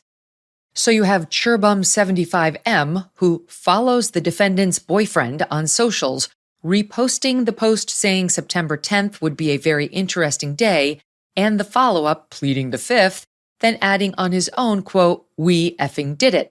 Seems rather telling. Another user who goes by the moniker Omar, posting a day before the assassination, quote, "Charlie Kirk is coming to my college tomorrow. I really hope someone evaporates him, literally." Then adding, quote, "Let's just say something big will happen tomorrow," end quote.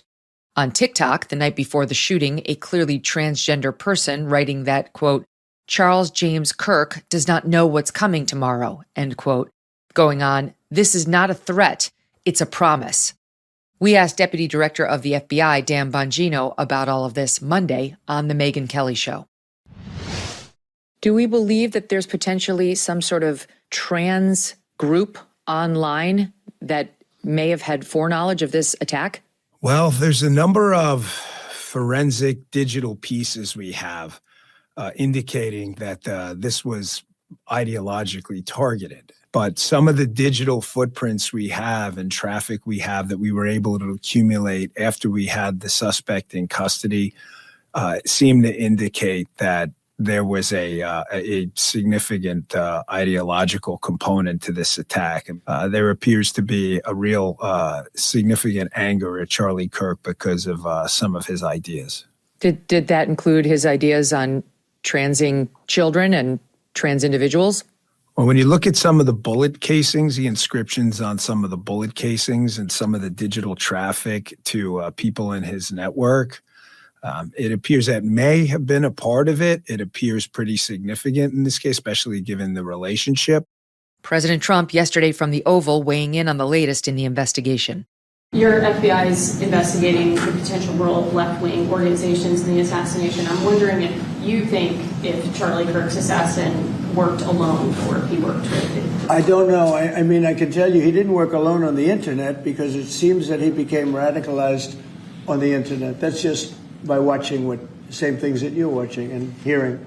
And it seems like his wonderful parents brought in a wonderful neighborhood, smart guy, great boards, great marks, great student. And then he something happened to him over a fairly short period of time. Looks like he was radicalized over the internet, and it's radicalized on the left. He's a left.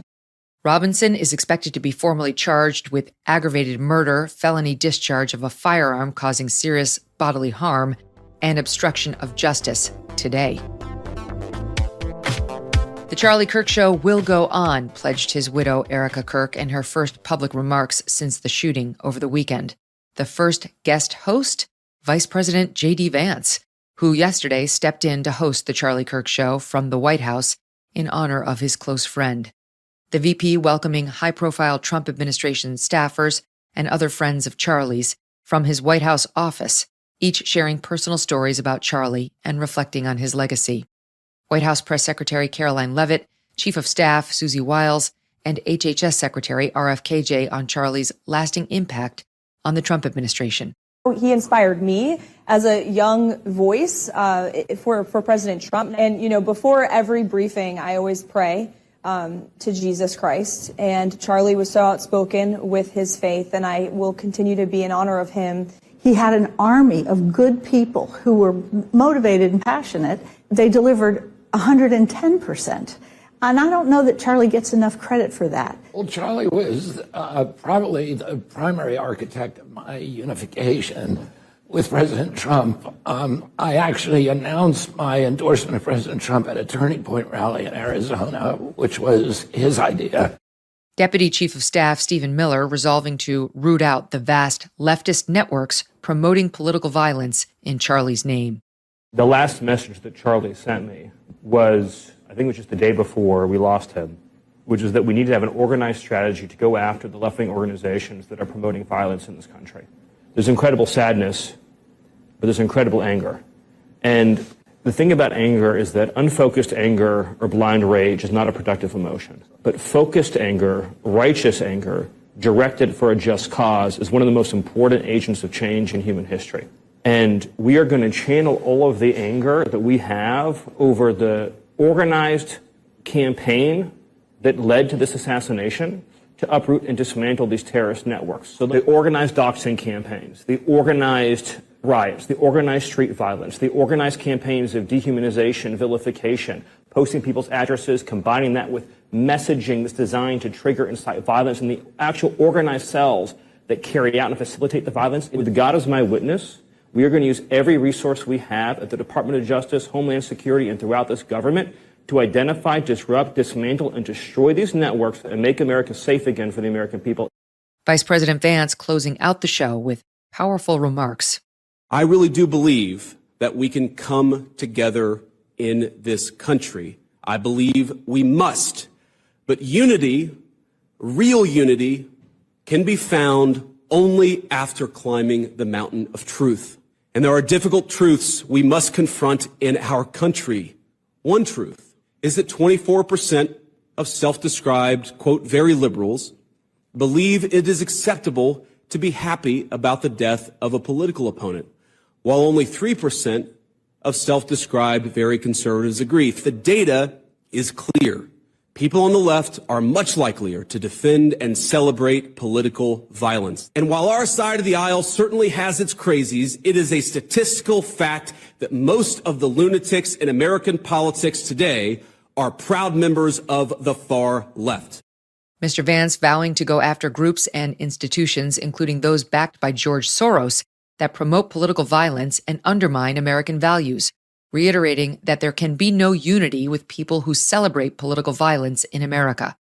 The vice president encouraging all Americans to get involved in politics and civil discourse, including by reporting those who publicly celebrate Charlie's death to their employers.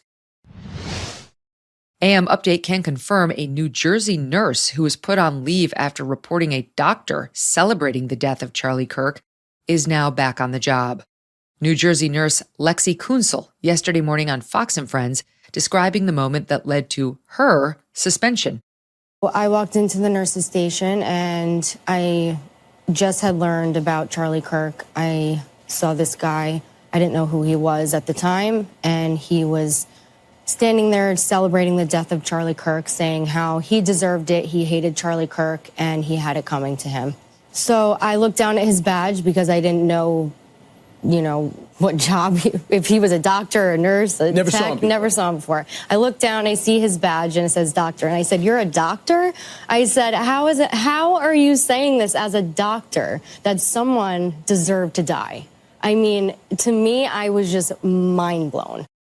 The New York Post reporting the doctor in question is bariatric surgeon Matthew Jung. Kunsel says she immediately reported the incident to her employer, Englewood Health, and posted about it on social media later that day. She says the following day, Thursday, she was suspended without pay pending an investigation. Dr. Jung reportedly also placed on leave through the course of the investigation. Kunsel filing a lawsuit against the hospital last Friday in Bergen County Superior Court alleging retaliation.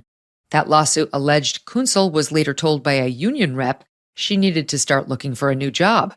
Within hours of her appearance on Fox, Englewood Health telling AM Update, quote, "Consistent with protocol and best practices, Englewood Health diligently investigated the September 10th incident that occurred between a doctor and a nurse in a patient care area. We have accepted the physician's resignation, and the nurse is expected to work her scheduled shifts. The nurse was never fired, was never told she would be fired by Englewood Hospital, and will not miss any pay as part of our review of this matter. Englewood Health is committed to providing a safe and respectful environment for all." Many businesses and organizations over the last several days firing or suspending employees who publicly celebrated Charlie Kirk's assassination. The disgraced former employees coming from a range of fields, including an American Airlines pilot, a Secret Service agent, college professors, and more. Sick. Coming up, the next city targeted in President Trump's crime crackdown, Memphis, Tennessee. As some Democrat leaders attempt to whip up a political frenzy, locals say, welcome. The flu does not wait, and neither should you. When sickness hits, you don't want to be scrambling for medication. You want to be ready. You want peace of mind, knowing your family is protected. And that's where All Family Pharmacy comes in. These guys make it simple to stock up before you need it. So when the flu or a virus or any illness comes, you already have the treatments on hand. Right now, ivermectin and mebendazole are 25% off, starting at just $2 a capsule. Plus, save another 10% with code MEGAN10. They've got over 200 medications to choose from. Antibiotics, hydroxychloroquine, antivirals, NAD+, methylene blue, and more. They even offer emergency kits with essential medications, so you're prepared for anything. Just order online. They connect you with licensed doctors to get your prescriptions and ship your medications straight to your door. It's so convenient. Go to allfamilypharmacy.com/Megan and use code Megan10. Again, that's allfamilypharmacy.com/Megan. Use the code Megan10 to get your discount when you check out. Protect your family, be prepared, and stay safe. Today, at the request of Governor Bill Lee of Tennessee, who's standing with us, as you know, I'm signing a presidential memorandum to establish the Memphis Safe Task Force. This task force will be a replica of our extraordinarily successful efforts here. The effort will include the National Guard as well as the FBI, ATF, DEA, ICE, Homeland Security investigations, and the U.S. Marshals, and more along the prosecutors. Pam Bondi's here. She's heading it up. This team will deploy the full powers of federal law enforcement agencies and enforcement generally to restore public safety and get dangerous career criminals off of our streets.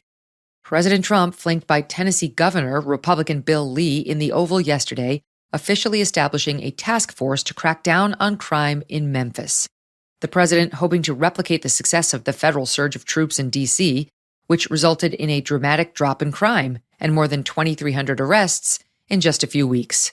In recent weeks, the president indicating Chicago would be the next major city targeted for a crime cleanup with the help of the Guard. CNN reporting those plans were paused after advisors warned that deploying National Guard troops without consent from state leadership could create legal headaches. That's putting it mildly. However, President Trump yesterday indicating Chicago's day will come. Memphis Mayor Paul Young, meantime, telling CNN over the weekend he realizes the governor has the power to invite the Guard, but he personally opposes mobilizing the Guard in his city. I'm certainly not happy about the National Guard. I am looking forward to trying to find ways to invest in the things that we're already doing to address crime in our city. We've seen significant reductions over the past 2 years since we've been in office, and we want to continue that work. We want more investment in the violence interrupters and the individuals that are out working to intervene and prevent crime before it takes place. We want more support for our law enforcement in terms of investigations. So those are the things that we do want. With regards to the National Guard, it is something that we don't have a choice in, and we're going to do all that we can to make sure that it has limited impact on our community. Despite his opposition, Mayor Young acknowledging a legitimate role for troops to play in cleaning up Memphis. What specifically would you have them do if you're asked by the governor or the president? Support major events, traffic, and, we have the Memphis Grizzlies, the Memphis Tigers, big events with a lot of people helping to support our law enforcement in that way, helping law enforcement, whether it's being a part of our downtown command center where we have cameras and helping law enforcement review those cameras and call for backup when they see things happening. Those are the types of activities that I think would be helpful. Beautification in our neighborhoods and communities. We know that blight is a significant contributor to crime. And if we are able to have support in addressing those things, then it could be beneficial to our community. Those opposed to deploying the National Guard to Memphis cite data released last week by Memphis PD showing crime is at a 25-year low in the city. However, according to FBI statistics, Memphis still had the highest crime rate in the nation last year with the fourth highest homicide rate per capita. State Representative Justin Pearson, a far-left progressive whose district includes parts of Memphis, putting his special spin on the news at a Monday press conference. The white supremacist, authoritarian dictator wannabe of Donald Trump is using Memphis as a test case for taking and stripping away power from black communities. Today, it is a conversation about crime. In 14 months, it'll be a conversation about protecting the vote at the voting booth. In 3.5 years, it's going to be about a presidential election and the need to protect it. And what happens when we go to the polls and the National Guard is there and all they're doing is asking you, are you sure you want to vote? This isn't just a slippery slope. This is a dangerous impediment on our democracy. We can't pretend like these are reasonable people. They are not. And they are coming to hurt, harm, destroy, disrupt, and confuse our citizens, in addition to stoke fear. A white supremacist, he says, stripping power from black communities. Well, what's actually happening in those communities? Maybe they're fine. Trump's just grandstanding? I got 2 guns put in my face within 5 minutes. At different locations? It's 2 different locations. Some people shot up a home with 8 people inside early this morning. Another woman was carjacked this afternoon outside a grocery store on Kansas Street. A woman is dead after an overnight shooting in South Memphis. The search is on for a man who shot and killed a woman early yesterday morning. Nearby surveillance video shows 3 suspects walking moments before stealing the woman's Toyota Corolla and then slamming her on the ground before taking off in her car. I honestly thought he was going to kill me. So I was screaming, "Don't hurt me, don't hurt me." Some Memphis residents, weary from years of living under threat of robbery, shootings, carjackings, and murder, telling local outlets the federal help is more than welcome. We're grateful for the National Guard coming. It's just so dangerous that you can't get out of your car, you can't go to the grocery store, you can't go to the market or the service station. So, yeah, I want to see the crime stop. And if the National Guard is going to stop the crime, bring them out. There's a need for more boots on the ground, and evidently this is the way that they plan on getting them. Officials say troops could mobilize to the city as early as this week. The exact number of troops expected is not yet clear. But just remember, protecting Black lives is racist and white supremacist. And that'll do it for your AM update. I'm Megyn Kelly. Join me back here for the Megyn Kelly Show, live on SiriusXM Triumph Channel 111 at noon East, on youtube.com/Megyn Kelly, and on all podcast platforms.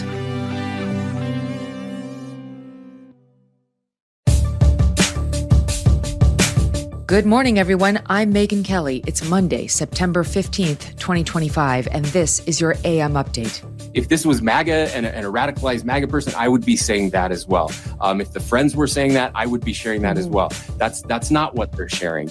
Utah Governor Cox confirms that Charlie Kirk's alleged assassin was, quote, deeply indoctrinated in leftist ideology, as new dark details of the suspect's personal life come to light. The evildoers responsible for my husband's assassination have no idea what they have done. Charlie's widow, Erica, says her husband's mission will not end with his death. And the suspect accused of murdering Irina Zarutska is out of jail and undergoing a court-ordered mental competency exam. What that could mean for justice. All that and more coming up in just a moment on your AM Update. I've been talking a lot about Riverbend Ranch lately because their steaks are amazing. Riverbend Ranch has taken Black Angus beef to a whole new level. For the last 35 years, Riverbend Ranch has been creating a very elite Angus herd by using ultrasound to select genetically superior cattle with a focus on flavor and tenderness. When you purchase from Riverbend Ranch, you are not only supporting the 64 cowboys and cowgirls and their families who work on that ranch, but you're also supporting over 260 other U.S. ranches and the hundreds of American families who work on them. It is born in the USA, raised in the USA, and processed in the USA. It's aged to perfection for 21 days and shipped directly from the ranch to your home. This is not your average Black Angus beef. So order from riverbendranch.com. Use the promo code Megyn, and that'll get you $20 off your first order. And let me know what you think. riverbendranch.com, promo code Megyn. Tyler Robinson, the 22-year-old suspect accused of assassinating Charlie Kirk, due in court tomorrow. This as we're learning more about Robinson and his lifestyle. Fox News first to report the suspect was living with a transgender roommate, a male pretending to be a female, with whom he was in a romantic relationship. Utah Governor Spencer Cox confirming the roommate, named by the Daily Mail as Lance Twiggs, is cooperating with authorities, though Robinson is not. Law enforcement recovering bullet cartridges nearby the scene with anti-fascist engravings, and one, the casing to the round that killed Charlie, that read, quote, notices bulges, end quote, a reference to furry culture. That's a subculture in which people claim to identify as animals, with many overlapping ties to the trans community. Some on the left and in the media attempting to obfuscate Robinson's political beliefs, he was registered unaffiliated, because his parents are registered Republicans who like guns, claiming instead the furry reference is simply a meme within the gaming community. Imagine their surprise when the Daily Mail broke the news that Robinson is in fact linked to the so-called furry lifestyle with an account on a website where people in animal costumes pose sexually. Robinson's trans male-to-female boyfriend is also pictured elsewhere on the web in multiple different animal costumes. While Robinson is not cooperating with authorities, Governor Cox on CNN, confirming interviews with those who know him, say he is a leftist. You told the Wall Street Journal that it is, quote, very clear to us and to the investigators that this was a person who was deeply indoctrinated with leftist ideology. Can you elaborate on that and be more specific? Well, sure. So that information comes from the people around him, from his family members and friends. That's how we got that information. I mean, there are conversations that were discussed specifically about Charlie Kirk, other conversations about the direction that this was going. And look, my job is just to tell people I really don't have a dog in this fight. If this was MAGA and a radicalized MAGA person, I would be saying that as well. If the friends were saying that, I would be sharing that as well. That's not what they're sharing. Cox going on to say a note written by Robinson was recovered by authorities, the details of which are set to be released Tuesday in the charging documents. Independent journalist Andy Ngo uncovering the social media accounts he says belong to Robinson's partner, confirming his transgender identity. One of Robinson's neighbors telling The Sun Robinson and his trans roommate were in a romantic relationship. For those who've never seen the roommate, describe that person for us. He did have freckles on his face. For the haircut, it was a weird haircut. I can't quite. It was kind of a mushroom-shaped one. I would say he didn't come out much. There's some published reports out there that this individual, the roommate, may have been transitioning. Did that correlate with what you saw? Yeah, definitely. But you were sure that they were a couple, but you have only seen them together once? Mm-hmm. Yeah. I mean, random guys don't hold hands and definitely don't kiss. According to Axios, Robinson's boyfriend was, quote, aghast at the murder and turned over Tyler's text messages, some of which, authorities say, referenced the murder weapon and rounds and casings with messages on them, all of which law enforcement found in the woods nearby the shooting. It appears the boyfriend Twiggs did not contact authorities upon receipt of these messages, but turned them over only when cops found Twiggs. At the same time, the New York Times obtaining screenshots of a group chat on Discord, a messaging platform popular in the gaming community, including Robinson as well as approximately 20 others, where Robinson jokes about the assassination after it occurred. Shortly after the FBI released photos of Robinson, someone tagged him, messaging WYA, or where you at, with a skull emoji. Robinson replying his doppelganger was trying to, quote, get me in trouble. Another user chiming in, quote, Tyler killed Charlie. One user joking about turning Robinson in to collect the $100,000 reward offered by the FBI. Robinson replying, quote, only if I get a cut. One user writing, quote, whatever you do, don't go to a McDonald's, referencing Luigi Mangione, who is accused of assassinating the United Healthcare CEO and was arrested at one of the fast food joints. Robinson then replying, quote, better also get rid of this manifesto and exact copy rifle I have lying around. Following Robinson's arrest, some in the group chat appearing to be in disbelief. One user writing, quote, I truly cannot distinguish if this is for real. Axios reporting federal and state investigators are examining leftist groups in Utah and online, determining whether anyone else knew of Robinson's plans ahead of time or helped him after the shooting. The New York Post reporting the probe also includes a pro-trans organization called Armed Queers SLC. The group took down their Instagram after the shooting, the Post reports. The group's logo includes 2 rifle rounds similar to the one that killed Charlie, with the words Armed Queers on one and Salt Lake City on the other. A resurfaced flyer for the event obtained by Young America's Foundation shows hammer and sickle, rainbow flag, and a woman armed with an AK-47 and 2 ammo belts. Some social media users surfacing posts from anonymous trans-supporting accounts appearing to predict something ominous ahead of Charlie's appearance at Utah Valley. A neighbor telling the New York Post 2 weeks ago, several people driving cars with out-of-state license plates were seen going in and out of Robinson's apartment. That neighbor telling the Post, quote, they did not give off a good vibe. CNN spoke with a man who recently worked with Robinson, describing him as, quote, a little abnormal, didn't talk to anyone, he was a quiet dude, and he didn't like talking unless spoken to. He stays in the back, and I knew from word of mouth from coworkers that he was not fond of Trump or Charlie Kirk, obviously. A fact his own family verified to authorities.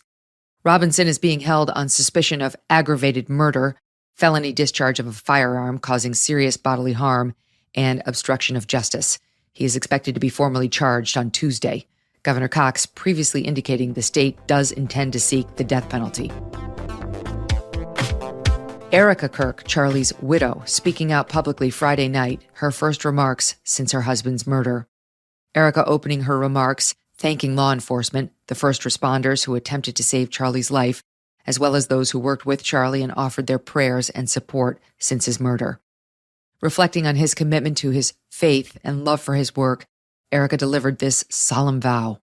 The evildoers responsible for my husband's assassination have no idea what they have done. They killed Charlie because he preached a message of patriotism, faith, and of God's merciful love. But they should all know this. If you thought that my husband's mission was powerful before, you have no idea. You have no idea what you just have unleashed across this entire country and this world. You have no idea. You have no idea the fire that you have ignited within this wife. The cries of this widow will echo around the world like a battle cry. To everyone listening tonight across America, the movement my husband built will not die. It won't. I refuse to let that happen. It will not die. All of us will refuse to let that happen. No one will ever forget my husband's name, and I will make sure of it. Charlie was assassinated at the first stop of his fall series, the American Comeback Tour. On previous tours, he went from campus to campus, urging college students to debate every hot-button issue under the sun, especially those who disagreed with him. In the days since his death, the question hanging in the air: what comes next? Erica declaring Charlie's life's work will carry on. Our campus tour this fall will continue. There will be even more tours in the years to come. America Fest here in Phoenix this December will go on. It will be greater than ever. The radio and podcast show that he was so proud of will go on. And in a world filled with chaos, doubt, and uncertainty, my husband's voice will remain, and it will ring out louder and more clearly than ever, and his wisdom will endure. On Sunday, CNN's chief data analyst, Harry Enton, examining Charlie's influence on the 2024 election and his role in delivering the youth vote for President Trump. Well, let's take a look at 18 to 24-year-olds who voted for Donald Trump. In 2016, it was just 34%. Jump ahead to 2020, it was just 31%. But look in this past presidential election in 2024. Donald Trump's percentage of voters under the age of 25 jumped all the way up to 43% of the vote. We can say that Trump had the best performance for any Republican nominee for president this entire century among voters under the age of 25. 86% of Generation Z prefers to get its news through digital media. So that advice that Charlie Kirk gave to Donald Trump to bypass the traditional media to reach out to younger voters, it was a really smart piece of advice. Of course, it wasn't Kirk merely advising Donald Trump to bypass the traditional media to reach out to younger voters. Charlie Kirk did it himself. The Charlie Kirk Show podcast ranking, well, this past quarter, it ranked in the top 10 in news, ranked in the top 10. So it wasn't just that Charlie Kirk was advising Donald Trump. It was, of course, that Charlie Kirk was meeting the younger voters where they were and trying to persuade them to his side of the aisle. And based upon the 2024 election results, I think we could say that Charlie Kirk was quite successful. Late Saturday night, executive producer of The Charlie Kirk Show, Andrew Colvett, posting on X, quote, TPUSA has received over 32,000 inquiries in the last 48 hours to start new campus chapters. To put that in perspective, TPUSA currently has 900 official college chapters and around 1,200 high school chapters, with a presence on 3,500 total. Charlie's vision to have a Club America chapter, our high school brand, in every high school in America, around 23,000, will come true much faster than he could ever possibly have imagined. Colvett following up on that post with, quote, "This is the turning point." Turning Point USA will hold a public memorial service for Charlie this coming Sunday, September 21st, at State Farm Stadium in Glendale, Arizona. That's a football stadium with a capacity of more than 60,000. President Trump over the weekend telling members at his Bedminster, New Jersey club that he has plans to honor Charlie at the memorial. He was a really special guy. So I'm going to be going to Charlie's, I guess you'd call it a funeral. There's the small one. I said, can we do the big one? Because we're going to give him the Presidential Medal of Freedom, which is a big deal. It's the civil version. It's the highest you can get. It's the equivalent of the Congressional Medal of Honor. Vice President J.D. Vance and Secretary of State Marco Rubio also reportedly planning to attend. Coming up, the man charged in the brutal killing of Irina Zarutska now undergoing a court-ordered psychiatric evaluation. What comes next in the case? You know all those fad diets? Half of Americans do them. And if you do it enough, you could be at risk of diabetes, liver damage, heart attack, and stroke. Oh, joy. Weight cycling is when you lose 10 or more pounds, but then you put the pounds back, plus a couple more. That puts tremendous strain on your organs and leads to serious health issues over the long haul. Bottom line, most people need help to stop weight cycling. And this is why I want to tell you about non-prescription lean, created by doctors. Now, lean is an oral supplement. It's not a GLP-1 injectable. It uses studied ingredients, which lean says target weight loss in 3 powerful ways. 1, maintaining healthy blood sugar. 2, helping control appetite and cravings. And 3, burning fat by converting it to energy. And of course, burning fat helps keep the weight off. So if you want to lose meaningful weight at a healthy pace and keep it off, consider adding lean to your diet and exercise lifestyle. Get 20% off when you enter MK at takelean.com. That's code MK at takelean.com. The man accused of murdering 23-year-old Irina Zarutska on a Charlotte, North Carolina light rail train is out of jail and in a psych hospital, undergoing a court-ordered mental competency evaluation, the results of which could affect whether he ultimately goes to trial for his actions. On August 22nd, surveillance footage showing Zarutska taking a seat on the train, 1 row ahead of DeCarlos Brown Jr. The assailant takes out a knife from his pocket, then out of nowhere stabs the victim quickly and repeatedly multiple times, including in her neck. Zarutska dying from the injuries just moments later. On August 29th, 1 week after the unprovoked slaying, Judge Roy Wiggins signing an order committing DeCarlos Brown Jr. to a psychiatric hospital to determine his mental fitness to stand trial. If he's not mentally fit, he could be involuntarily committed to a state psychiatric facility indefinitely. Court documents show the evaluation cannot exceed 60 days.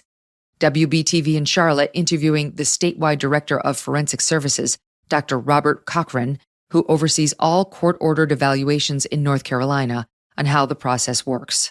There are often quite extensive assessments of the individual before the evaluator determines whether the person, 1, suffers from a mental illness or defect, and secondly, then, if so, if they're capable to proceed in their trial or not. The system is built around, having hearings, making determination, cross-examining witnesses, having the individual evaluated by, another professional or even a third professional to get other opinions so that the right decision, the right call is made at the end of the day.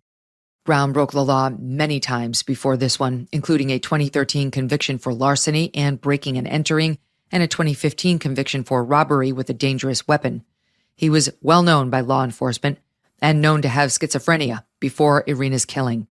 At the time of the attack, Brown still faced charges from a January arrest, officials charging him then with misusing 911 after he repeatedly called to report he had been implanted with, quote, man-made material controlling how he walked, talked, and ate. In July, Judge Wiggins ordering a mental evaluation at the request of a public defender, but he notably did not detain Brown pending the evaluation, despite obvious signs of severe mental illness.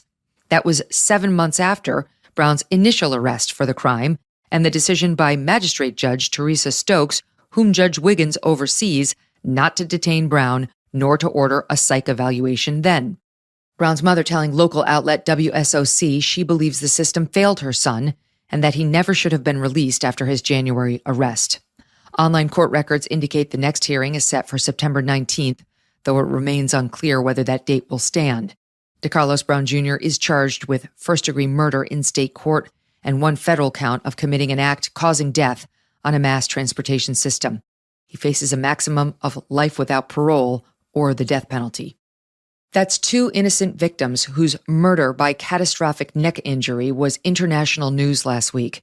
The video of each seen millions of times, especially Charlie's gunshot wound. Representative Anna Paulina Luna of Florida, a Republican, is pushing social media companies to take down the video of Charlie's murder. TikTok has agreed. Others online, including yours truly, have advocated that the video not be censored because it reveals the depths of the leftist insanity here, about which too many have been in denial. Mike Benz, whose group Foundation for Freedom Online backs a free and open internet, wrote, quote, "Honestly, it was very important for me to see the video, which did something in me that cannot be expressed by a simple write-up in the New York Times, which is the history the world will be left with without the video." Although some sick people are celebrating the video, many of us have the mindset of Jackie Kennedy after her husband JFK was assassinated, and they urged her to change out of her bloodied pink Chanel suit before the swearing-in ceremony for Lyndon B. Johnson. She refused, saying to those around her, "Let them see what they've done." And that'll do it for your AM update. I'm Megyn Kelly. Join me back here for the Megyn Kelly Show, where we will have Dan Bongino, the Deputy Director of the FBI, on the latest in the Charlie Kirk investigation. Live on SiriusXM Triumph Channel 111 at noon East, on youtube.com/Megyn Kelly, and on all podcast platforms. So your postings on Racket News over the past few days have really helped me tremendously. And so the audience knows, as I always do, I've read all of Andy McCarthy's postings as well. I've read your detractors in the mainstream media. And I have to say, you've totally convinced me. You're as always, you're an honest broker, but you've totally convinced me. This is actually, I think they're in deep shit. And it's amazing, but my biggest takeaway is, how did Trump 1.0 not find these documents that Tulsi just revealed? Because they really show the story. But we're just going to walk the audience through it like third graders, because it's extremely dense. And it's taken me time and time again and reading all the materials to get it. So the deal was, let's start with let's go back to December of 2016. Barack Obama's president, but Trump has won and is going to be taking over as president in January. And they planned, the intel officials under Barack Obama planned, a lot of this is from Racket News, which everybody should read directly, Matt's group. Intel officials planned a December 9th, 2016 presidential daily brief, which is always from the intel community for the president, letting him know what's happening in the world. They planned a PDB that would say, foreign adversaries, quoting here, foreign adversaries did not use cyber attacks on election infrastructure to alter the U.S. presidential election outcome. And they also plan to say, we have no evidence of cyber manipulation of election infrastructure intended to alter results. Here's the bottom line. What people need to know is Obama's intel community was about to give Obama a presidential daily brief that totally dismissed, downplayed, poo-pooed, choose your word, the notion that Russia had meaningfully interfered in the 2016 presidential election. That's true. And by the way, Matt has gone well beyond the language that just speaks to manipulation of election infrastructure and pointed out that if you look at what the intel community had been saying, it went well beyond dismissing they're not attacking our election infrastructure. They had doubts up and down the board about whether Russia had done anything more in 2016 than it had ever done, which was just kind of attempts to be a menace and sow a little bit of chaos. And the intel communications that are released now by Tulsi show that. So while Andy and others are zeroing in on the notion that before they sat with Obama, they were going to tell him no attempts to hack our election infrastructure. And Andy will later argue them later coming out and saying, but lots of attempts to interfere in the election in general, and totally to help Donald Trump. He's saying that's apples to oranges. Jim Himes, you point out at Racket News, is saying that's apples to oranges. There's no gotcha in Tulsi's big reveals about what was about to happen next, because nothing that happened next contradicted that they didn't try to hack our election databases. Okay, so hopefully the audience is with me so far. What Tulsi revealed was that the intel community was about to issue that statement to President Obama saying they didn't. Like they didn't try to hack our election infrastructure, and there's no evidence that they intended to alter the results this way. And what happened was James Comey's FBI said, we're out. We're not joining that. We don't agree with that. And we're going to issue our own briefing later. And as a result of the FBI saying that and saying that it was going to draft a dissent, an official from Clapper's office, Clapper, again, at the time, he was national security, DNI. He was director of national intelligence. And by the way, Matt points out, Clapper of all the intel officials was probably the least enthusiastic about Russia. It was a lot more Brennan over at CIA. But anyway, Clapper's office, said we're axing the PDB. Because the DNI, like Tulsi now, she does the PDB for Trump. Whoever runs the intelligence apparatus does it. And that was Clapper under Obama. So he said, FBI's out. Okay, we're killing it. We're killing the PDB for the time being. And at that point, a meeting was held. It was called and held, including all of Obama's top people, all of them. And they had a big meeting on this. And the next day, things changed dramatically on the Russia narrative, and changed in a way that would support the Russia allegations that would go on to undermine the entire first term of Donald J. Trump. And Matt is going to help us lay out this whole story. So, and Matt contends, and he's convinced me too, it was not a matter of changing it from apples to oranges, just like pointing out apples and pointing out oranges before and after this critical meeting. It was, they had been saying, there's no apples, there's no apples, there's no apples. And as a result of this meeting, they changed it to say, apples abound. We're in an orchard. They're everywhere. We see nothing but apples. So it's really not an apples to oranges situation. We're going to get into all of this. Okay, Matt, thank you for being patient through my thumbnail sketch. What's the first thing you want to say about this story? Well, first of all, I understand, and I think you did a great job walking people through everything. I understand the confusion about this. I don't think that the report, as it was released, did a particularly good job of explaining what exactly the significance of these documents was, but they were very significant. If you remember, before the election, there was a story in the New York Times, for instance, on October 31st, saying FBI sees no link, between Russia and Trump and the election. This was sort of what officials were telling people in the media. There were a few fringe attempts to kind of work the Steele dossier material, this full-on Trump-Russia conspiracy narrative, into the media. But for the most part, they didn't get there. After the election, it was the same thing until this moment on December 9th, 2016, when Barack Obama convened this meeting, ordered a new intelligence assessment, and then immediately that same night, there were leaks from the administration telling people that there had been interference by Russia specifically to help Donald Trump, because there were two different Let me stop you right there. So they call this meeting with all the Obama top people, and no revised PDB has been issued yet. No revised intelligence community assessment has happened yet. The last thing that happened in the intel community was, we're going to tell them that there really was no significant Russian interference, at least insofar as election apparatus goes. And FBI said, we're out. We're going to issue our own. And then Clapper said, all right, well, let's just pause everything. Then everybody gets together.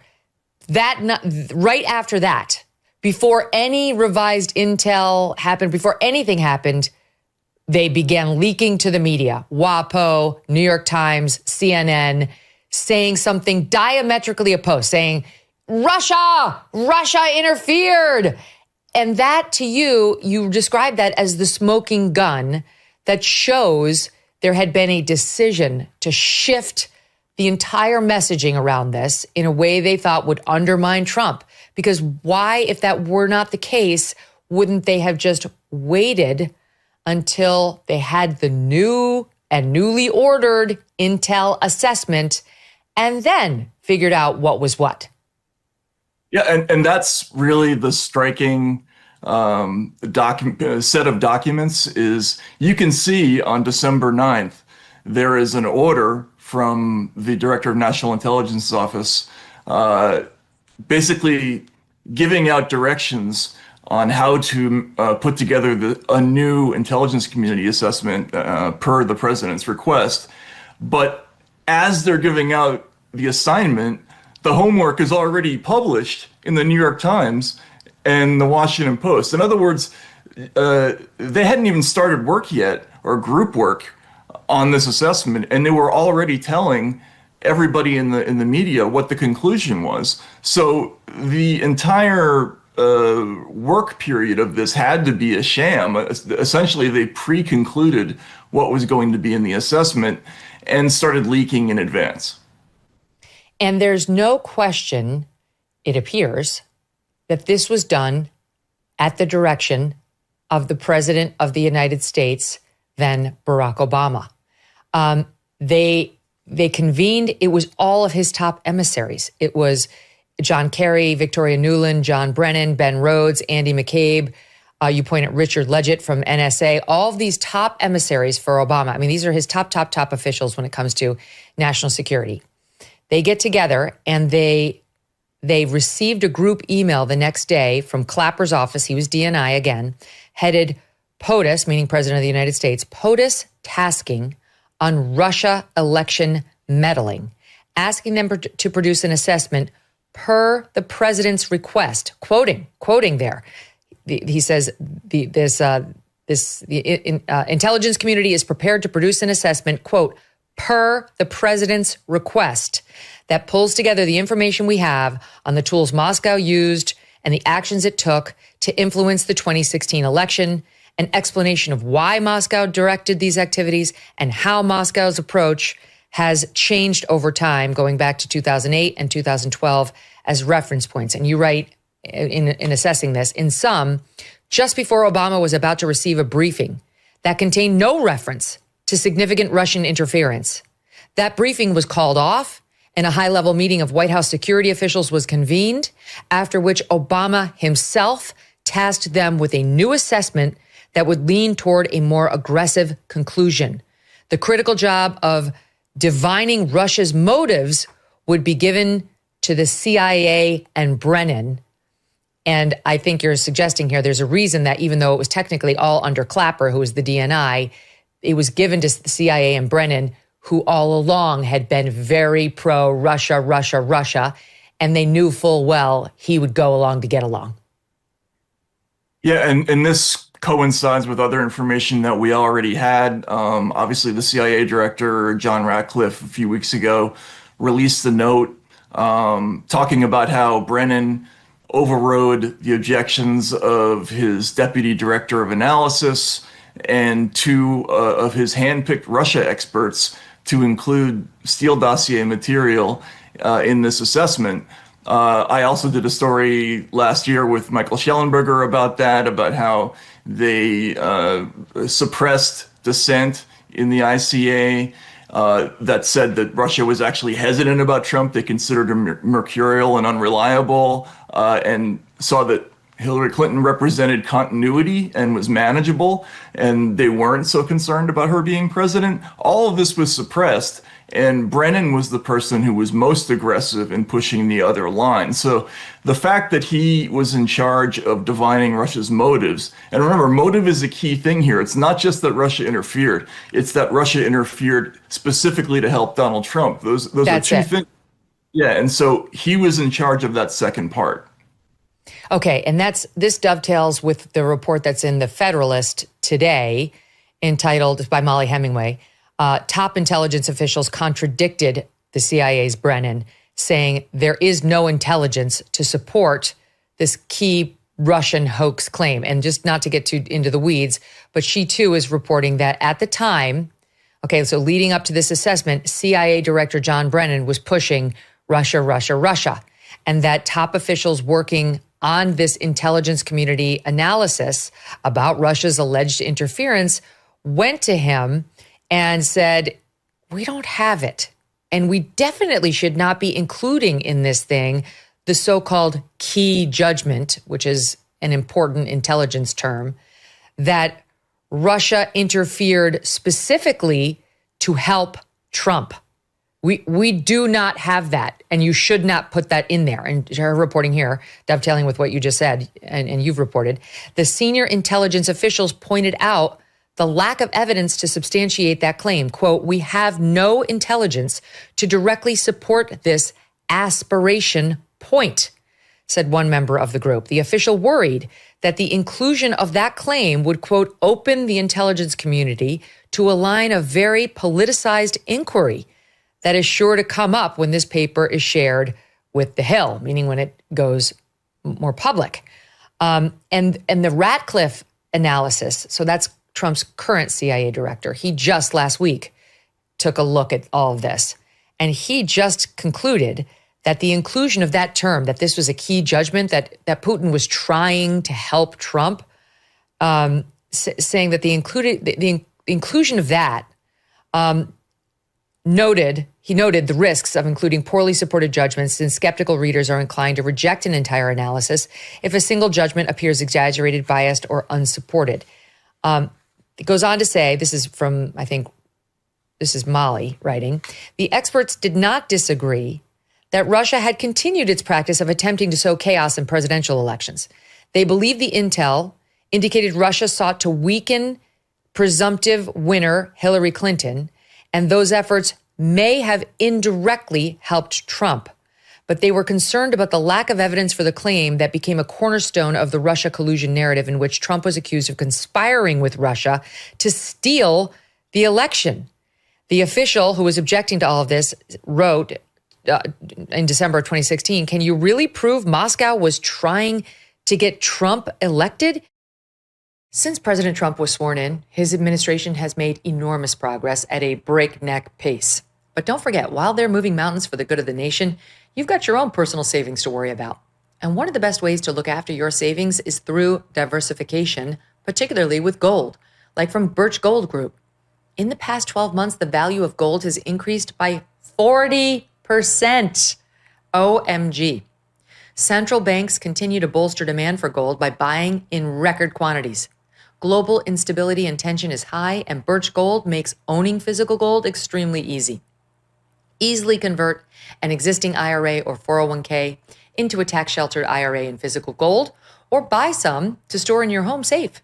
Just text MK to the number 989898, and Birch Gold will send you a free info kit on gold. There's no obligation, just useful information. With an A+ rating from the Better Business Bureau and tens of thousands of happy customers, take control of your savings today. Text MK to the number 989898.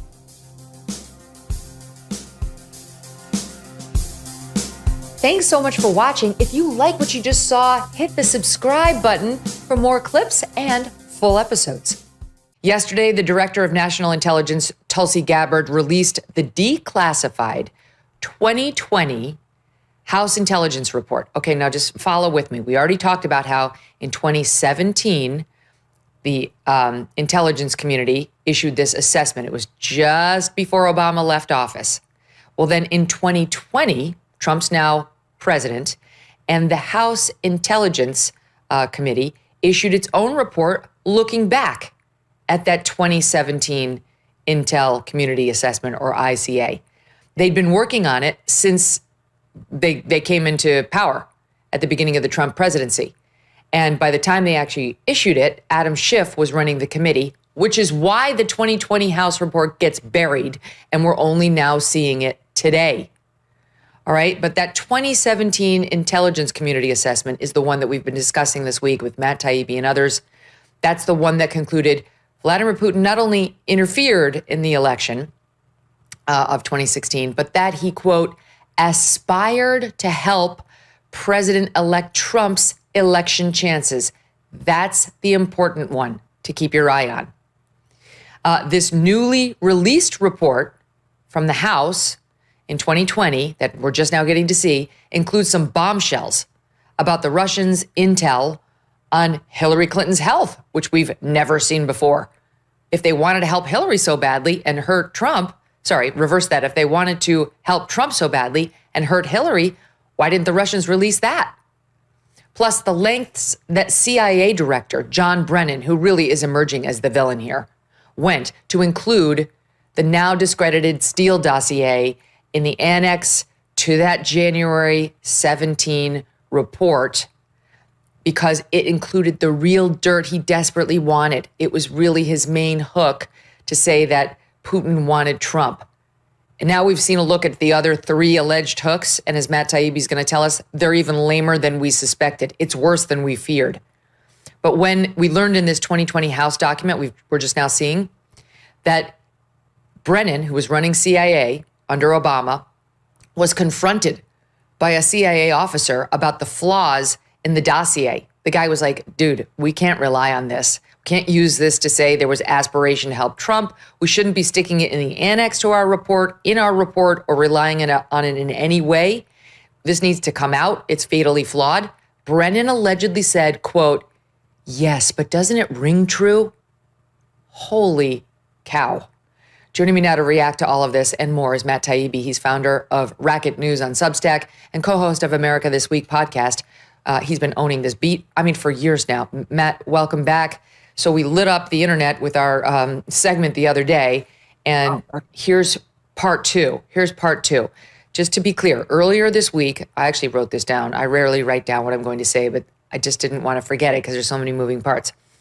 We learned that intelligence community assessment of January 17 was set to downplay Russian interference in the 2016 election. And then after a meeting with Obama and the top intelligence community officials, or at Obama's direction at least, the intelligence community did a complete 180 and played up Russian interference instead of playing it down. And we learned from what was released by Tulsi last Friday that that was all at Obama's direction. He made clear he wanted that 180, and they had the flimsiest of evidence to do it. In particular, this piece about the Russians aspired to help Trump win. So you and I talked about that earlier this week and what they did.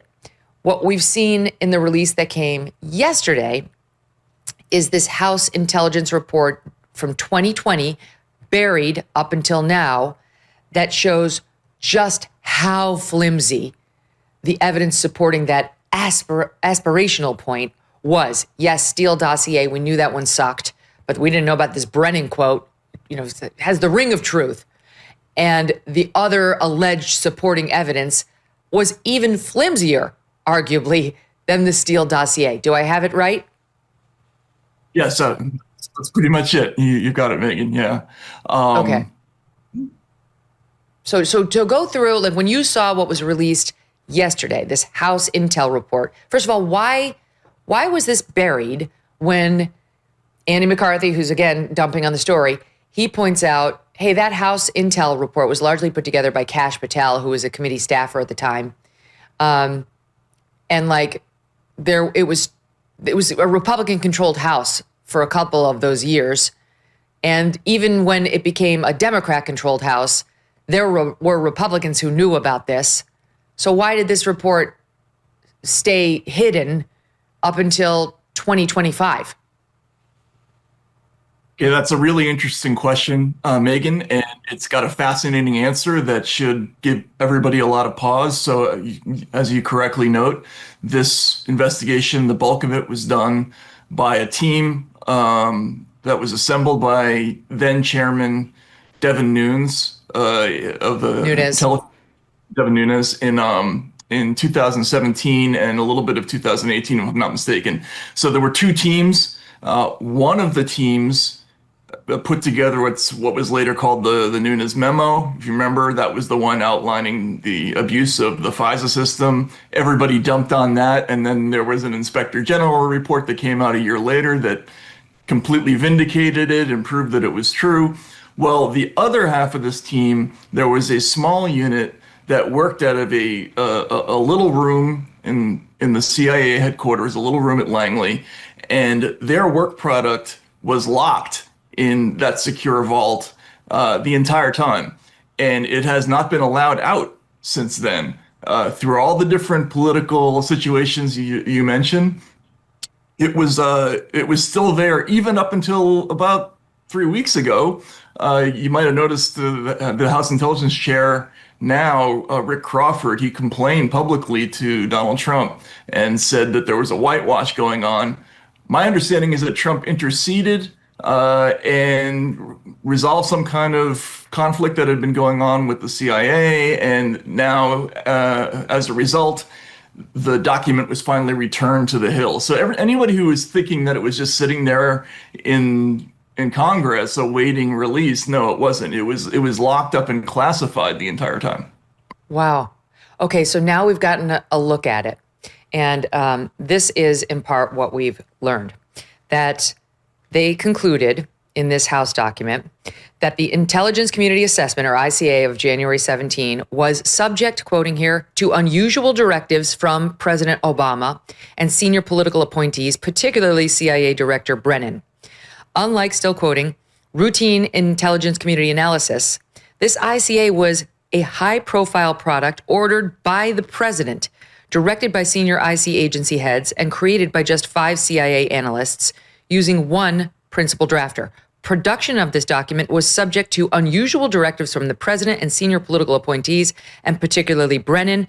The draft was not properly coordinated within the CIA or the intelligence community, ensuring it would be published without significant challenges to its conclusions.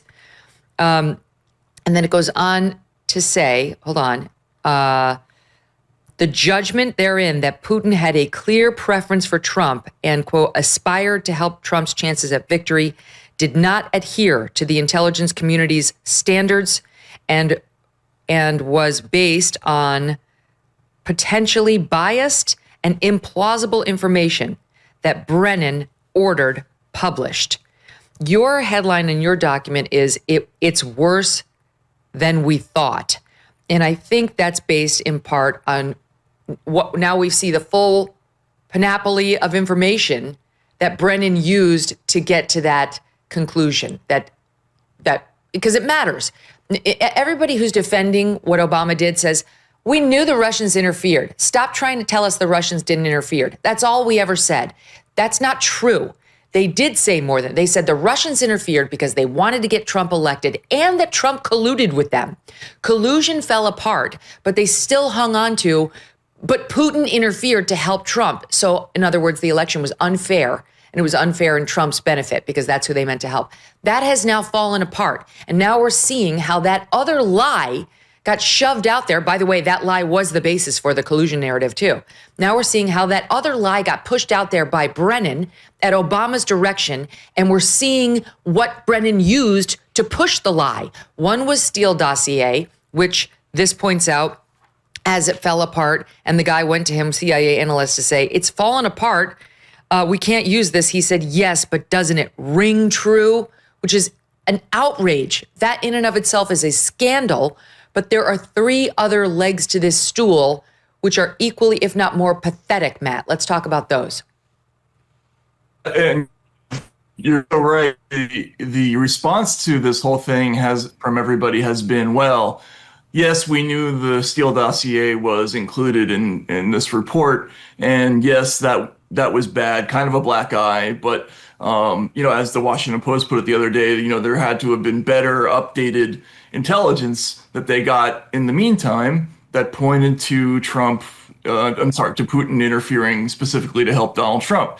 And even I thought, you never know, there might be something in there, of some worth that would have pointed in that direction. No, it turns out that there are 3 pieces of intelligence that they were relying on for those 2 key phrases. One, which is that Putin aspired to help Trump. The other is that Putin had developed a clear preference for Trump and ordered his intelligence services to help him whenever possible. So the first item that they used to support that data was a, quote, scant, unclear, and unverifiable fragment of one sentence that was really ambiguous. And in fact, the report was written by 5 CIA authors, and the quote was, 5 people read it 5 ways. They left it out initially. It was also unverifiable, so the authors left it out. Brennan ordered them to stick it back in, and this is a recurring theme. All of this stuff, All of the other three pieces were initially rejected by the CIA as intelligence. They were literally picked out of the garbage to be put back into this thing. The second item was an email with, quote, no date, no identified sender, no clear recipient, and no classification. And the third item was an assertion basically that Russia preferred Republicans because they didn't care so much about human rights, and some other comments. And they said that this was backed up by liaison reporting, diplomatic reporting, press reporting, as well as signals intelligence. But when you write these reports, they have little citations that you can look at to see where that comes from. And when they looked at the citations, none of them made sense. Like one of them was from before the election, didn't even mention Trump. Another one was after the 2014. election. Yeah, it didn't mention Trump. And another one was quoting like a Russian pundit saying that Putin and Trump should work together like businessmen. This is the stuff that they used to conclude that they had gotten into the very head of Vladimir Putin and assessed his preference for the election. It's absurd. Since President Trump was sworn in, his administration has made enormous progress at a breakneck pace. But don't forget, while they're moving mountains for the good of the nation, you've got your own personal savings to worry about. And one of the best ways to look after your savings is through diversification, particularly with gold, like from Birch Gold Group. In the past 12 months, the value of gold has increased by 40%. OMG. Central banks continue to bolster demand for gold by buying in record quantities. Global instability and tension is high, and Birch Gold makes owning physical gold extremely easy. Easily convert an existing IRA or 401k into a tax-sheltered IRA in physical gold, or buy some to store in your home safe. Just text MK to the number 989898 and Birch Gold will send you a free info kit on gold. There's no obligation, just useful information. With an A+ rating from the Better Business Bureau and tens of thousands of happy customers, take control of your savings today. Text MK to the number 989898.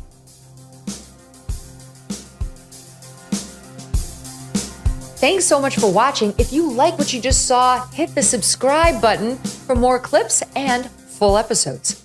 And that is the arrest of this guy for the anti-Jewish death threats on Cornell campus. The guy's been arrested. His name is Patrick Dye, D-A-I, 21-year-old engineering student, a junior. He's from Pittsford, New York.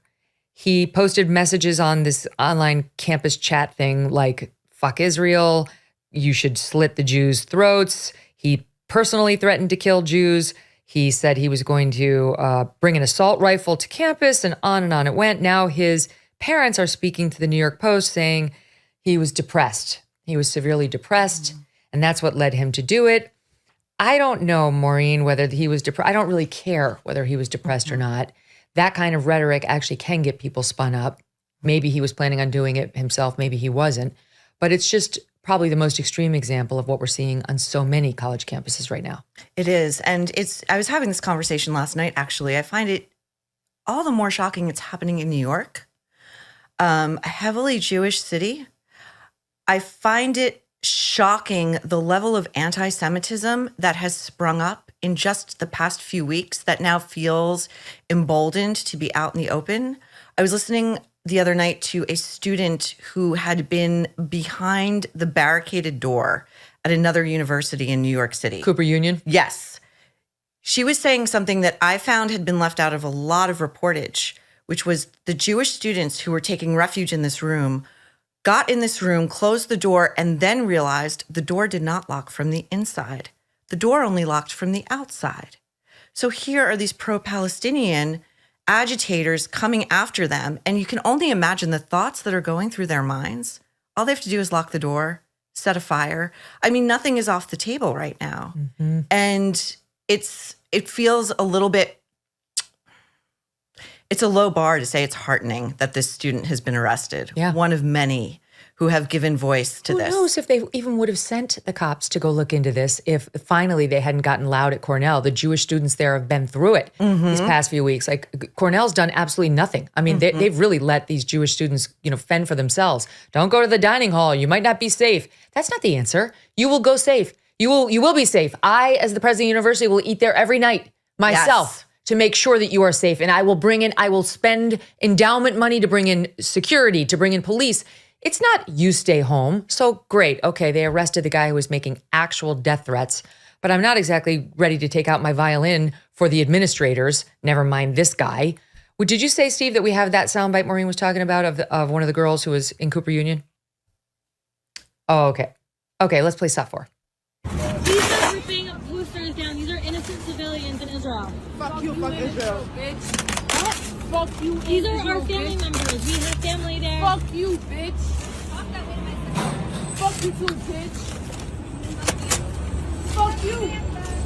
And Israel. Don't rip down these posters. Fuck you in that propaganda. You know what I'm just realizing? I'm pretty sure that's my old apartment building. I lived in a building that was mostly Orthodox. We were like one of the only Gentiles. We were so well treated and well loved, but we felt like honorary Jews. Mm-hmm. We went to so many Shabbat dinners, but I recognized the church across the street. And there's a very high Jewish population on the Upper West Side. That's where they were. They're thugs. They're women. It's usually a term we associate with men. They're thugs. They're disgusting. And it's happening, like you point out, in a Jewish enclave. Mm-hmm. I mean, everywhere. Mm-hmm. It's terrifying. I mean, to see the Stars of David spray painted on homes in Paris and New York, it's shocking. It's, I was listening this morning to one of the New York Times's podcasts, the daily coverage of this war.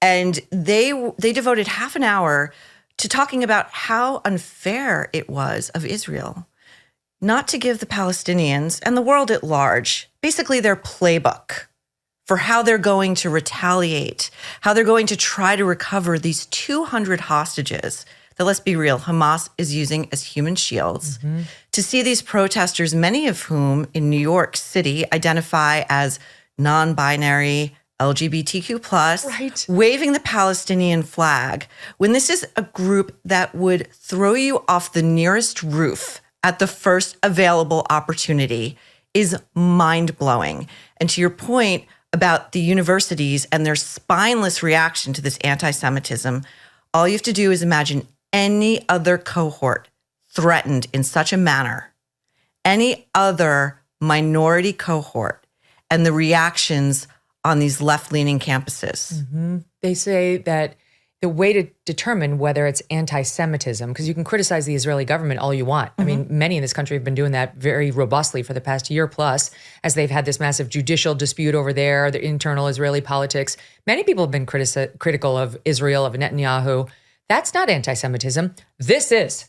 And they say the definition is, one of the definitions of anti-Semitism is if it's reserved for this group, if you wouldn't be getting into these criticisms if it were another group, then it's anti-Semitism. And since when, I was talking the other day about 9/11, and we went and we bombed the hell out of Afghanistan. Nobody was going into Afghani villages and saying, reporting live on the number of civilians who have been taken out by the U.S.'s latest bomb. It was over here too, bomb them to smithereens. We're sad if civilians get caught in the crossfire, but this is about making sure the people who tried to kill us can come back and try again. And that's what Israel's saying, but totally different standard. Totally different standard. And the lack of moral clarity, again, goes unremarked upon in most of the media. It was over 2 weeks before Israel began its incursion. Over 2 weeks. That shows remarkable restraint. It says a lot about the power of American foreign policy that they did hold back. The lack of moral clarity in the immediate aftermath of the Hamas terrorist attack, when you saw leftist groups in this country begin to co-opt the paragliders that were used to swoop in, mm-hmm. when you saw the unbelievable footage of women being kidnapped, that poor tattoo artist who we now know was beheaded in the back of a pickup truck. Yeah. And the immediate reaction on the left in America is, this is Israel's fault. This is all Israel's fault. They kind of had it coming. The same group that's been lecturing us, in particular, let's talk about the women, mm-hmm. right? They want us to believe they're pro-woman, that they would always stand up for women's rights.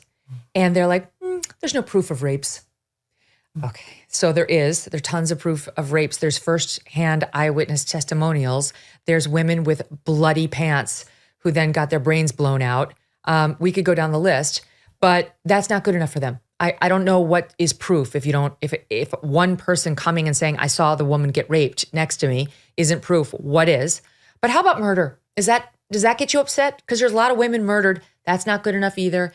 And I saw you raising this point. It was a very good one about Alicia Keys, who I think we are on the same page, is lying about her initial support, and I'm sure it's sustained, for Hamas. She posted that ridiculous photo of herself days after the terrorist attack, and it was before Israel had really engaged in its response. Mm-hmm. So you can't even say, here it is, that it was about, they were killing too many civilians. She's wearing, the Palestinian flag colors. Mm-hmm. And she posted about how one thing she really was looking at trying, was paragliding. And then, and she had somebody post it on two of her social media sites. It was like Insta and TikTok, or two different platforms. And then, of course, was forced to take it down when the backlash started to roll in. Now she's claiming, I just like paragliding. Get off my case. I'm very pro-Jewish people and pro-Israel. No, you misunderstood me. Oh, please. The 4 side-eye emojis next to I'm thinking of paragliding, ... She was all but smirking in that photo. I still am shocked that she has not been canceled by major corporations. You know, she is the voice of Allstate. When you see those commercials, that is the voice you're hearing. That friendly, velvety voice. She should lose that sponsorship. She should lose that job. I don't understand. And then to have Guy Oseary, who is a very prominent Israeli American, he's like one of the biggest music managers in the business, has worked with Madonna forever, U2 forever, two very always pro-Israel acts, come out and allow her to hide behind his skirt and say, oh, this is not the Alicia that you think. You know, she loves the Jewish people. She's pro-Israel. You're misunderstanding. It's like, who are you going to believe, me or your lying eyes? The brand new Genucel 3 is finally here. It can make your bags and puffiness disappear, along with dark circles, fine lines, crow's feet, and firm up your eye contour area. And for the longevity of your skin, this is the first Genucel to provide instant hydrating minerals, so it feels just like a facial at the spa. The new Genucel 3 is included in the Genucel Fall Classics package at a crazy introductory discount. It includes Genucel jawline treatment for a firmer neck and jawline. You get the classic Genucel XV anti-wrinkle moisturizer and the vitamin C deep firming serum. It's like a free spa treatment every day. If you don't look 10 years younger and get compliments everywhere you go, you get your money back. So go to Genucel.com/MK60 for deep discounts on this amazing fall package, or just call 800-SKIN-211 now. And for results in 12 hours or less, Genucel's immediate effects product is included in this package free. Get ready now for your Thanksgiving get-together. Go to Genucel.com/MK60 now or call 800-SKIN-211, GENUCEL.com/MK60. Hey, thanks so much for watching. If you like what you just saw, hit the subscribe button for more clips and full episodes. Well, it's like AOC. She wants you to believe that she's super woke and she's really into like uplifting people, and we don't put people down for their immutable characteristics. But she's in the news this week for mocking Stephen Miller, basically calling him a dwarf. Meanwhile, Stephen Miller is a normal height man. I think the average height in America, the average height of a man is about 5'9.5", which is shorter than you might think, but that is the average height of an American male. Stephen Miller says he's 5'10.5", so not the tallest guy, but not short. And here's AOC talking about him in SOT 15. Point is that they are scrapping and grasping at straws because they have nothing else. Laugh at them. Stephen Miller is a clown. I've never seen that guy in real life, but he looks like he's like 4'10", and he looks like he is angry about the fact that he's 4'10", and he looks like he is so mad that he is 4'10", that he's taking that anger out at any other population possible. Like, laugh at them. But one of the most powerful cultural things that you can do to a political movement that is predicated on the puffery of insecure masculinity. That's what this is about. This isn't, people talk about toxic masculinity, and one of the best ways that you can dismantle a movement of insecure men is by making fun of them. Okay, first of all, that is not an AOC thought. That is an Elizabeth Bennet thought, penned by Jane Austen. It's a classic line from Pride and Prejudice. We've all read the book a million times and seen the many movies. Elizabeth Bennet is the one who said, you laugh at him. That's what you do to a man who intimidates you or by whom you feel put down in any way, shape, or form. She cribs it to make it her own. And then she body shames him, Link. That's not allowed by leftists. I'm reliably told you're not allowed to do that by the woke left. Well, that was my first thought when I saw this clip going viral of AOC. They preach about diversity and love everybody and kumbaya and braid each other's hair. But of course, the first thing they do is going to attacking people's looks and height and the way they look. And we do that here and there, okay? Yeah, but we don't lecture anybody when they do it. Exactly. That's my whole point. Is like, I don't act holier than thou. It's like, I'm going to break down Lauren Sanchez and Meghan Markle at Fashion Week. You know what I'm saying? But AOC, these folks on the left, they're all about kumbaya diversity. I also think this is rich coming from AOC because part of the reason AOC has been so successful is because of her looks. People talk about this all the time in private. Let's talk about it in public. AOC is not excellent. She's not a genius. Ted Kennedy didn't just hire her years ago to be his intern because she was so brilliant and top of the class. She's beautiful. She has big breast, cute face. She's Latina. That has helped her advance herself in her career. So she's hating on someone for his looks. And yeah, the last thing I'll say is actually sort of a more dramatic point. She says we have to laugh at these Republicans. We have to laugh at them and scoff at them. I would rather you laugh at us than pick up guns and try to shoot us, as we have seen recently, right? With Charlie Kirk, with the assassination attempts on President Trump and so many other Republicans, Kavanaugh. I would rather you laugh at us than tell your supporters that we're fascists and dictators and Hitler and Nazis to where they come and try to kill us in our own homes. That I would actually prefer, AOC, if we're going to get serious. No, sorry. She doesn't mean it. You're right. She's a complete hypocrite because she's running around there dropping the fascist word like it's going out of style. So she doesn't mean that either. You know, like she doesn't actually mean laugh at them because that's not what she's been doing. And she doesn't actually mean her woke messaging about not shaming people and celebrating whatever immutable characteristics because she doesn't do that if it's a Republican. And then you got to love the self-flagellation because a little too late in the game, she realized, oh shit, I'm not supposed to be doing that. I guess I'm getting blowback on this. So she tried to follow it up. That original video was on Sunday. The next day, she goes back on camera to offer this. I want to express my love for the short king community. I don't believe in body shaming. I am talking about how big or small someone is on the inside. Like, for example, oh my God, I have no idea how tall Andrew Tate is. No idea at all. But that guy looks to me like 5'3", like no, 5'3", she's back at 5'4". Whereas physically, men of smaller stature can come across. They are spiritually 6 foot. If you're a good dad, if you're if you some of my stand with best women, friends are short. if you're not belittling immigrants, you're like, 6'3" spiritually. I don't know. Am I being problematic?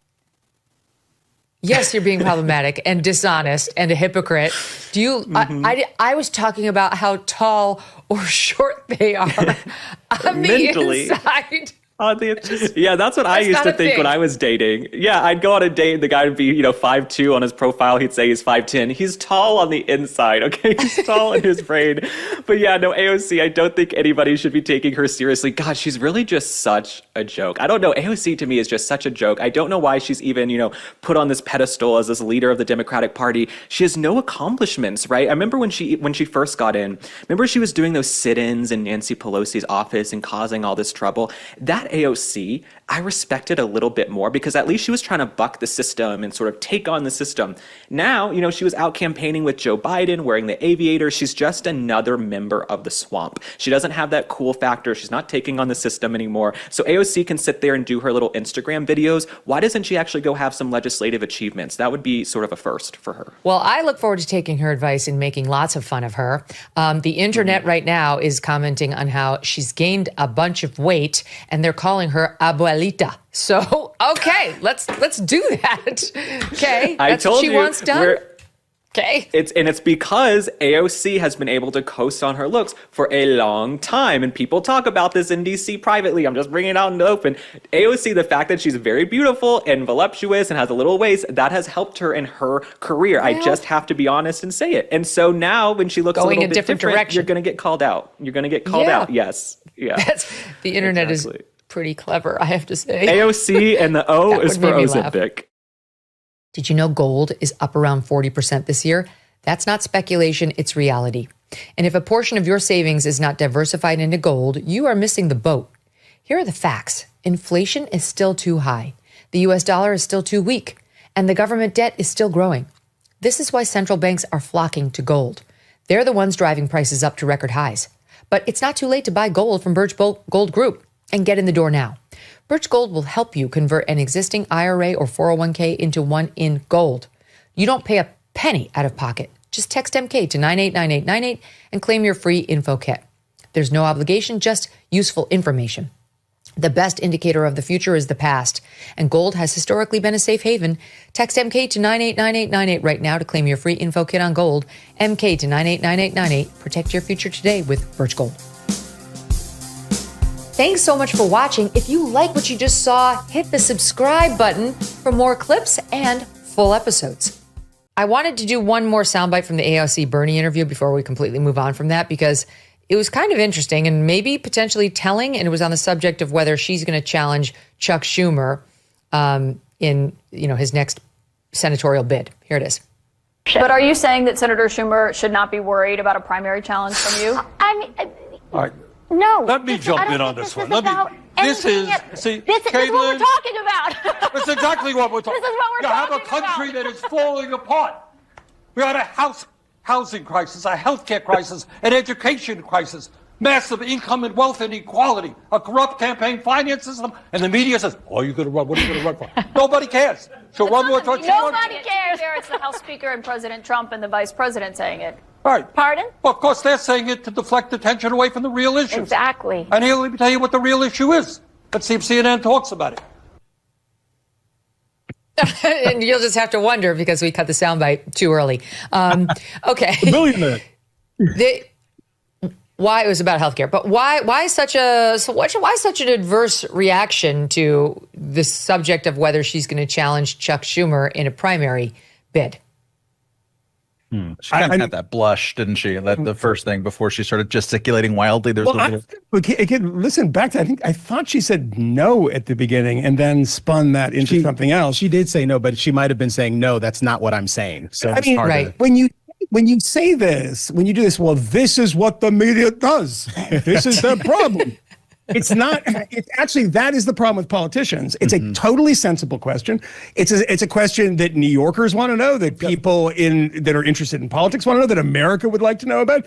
It's a totally reasonable question, and the deflection is here to say, well, there's other things happening in the world that are bad. Can you not walk and chew gum? Yeah, but we do not have two questions we can talk about, and they do talk about, because I watched that damn thing, they do talk about healthcare, they do talk about all these other things. Is it what is wrong with asking that question? That is a complete ridiculous, but what about safest politics in America is being mad at the media. This is true. Yes. Because Americans hate the media more than they hate even their own lives, or actually they love their own lives. They hate the media. The Democrats don't hate the media. Democrats hate the media too. Bernie does. The populist side, right?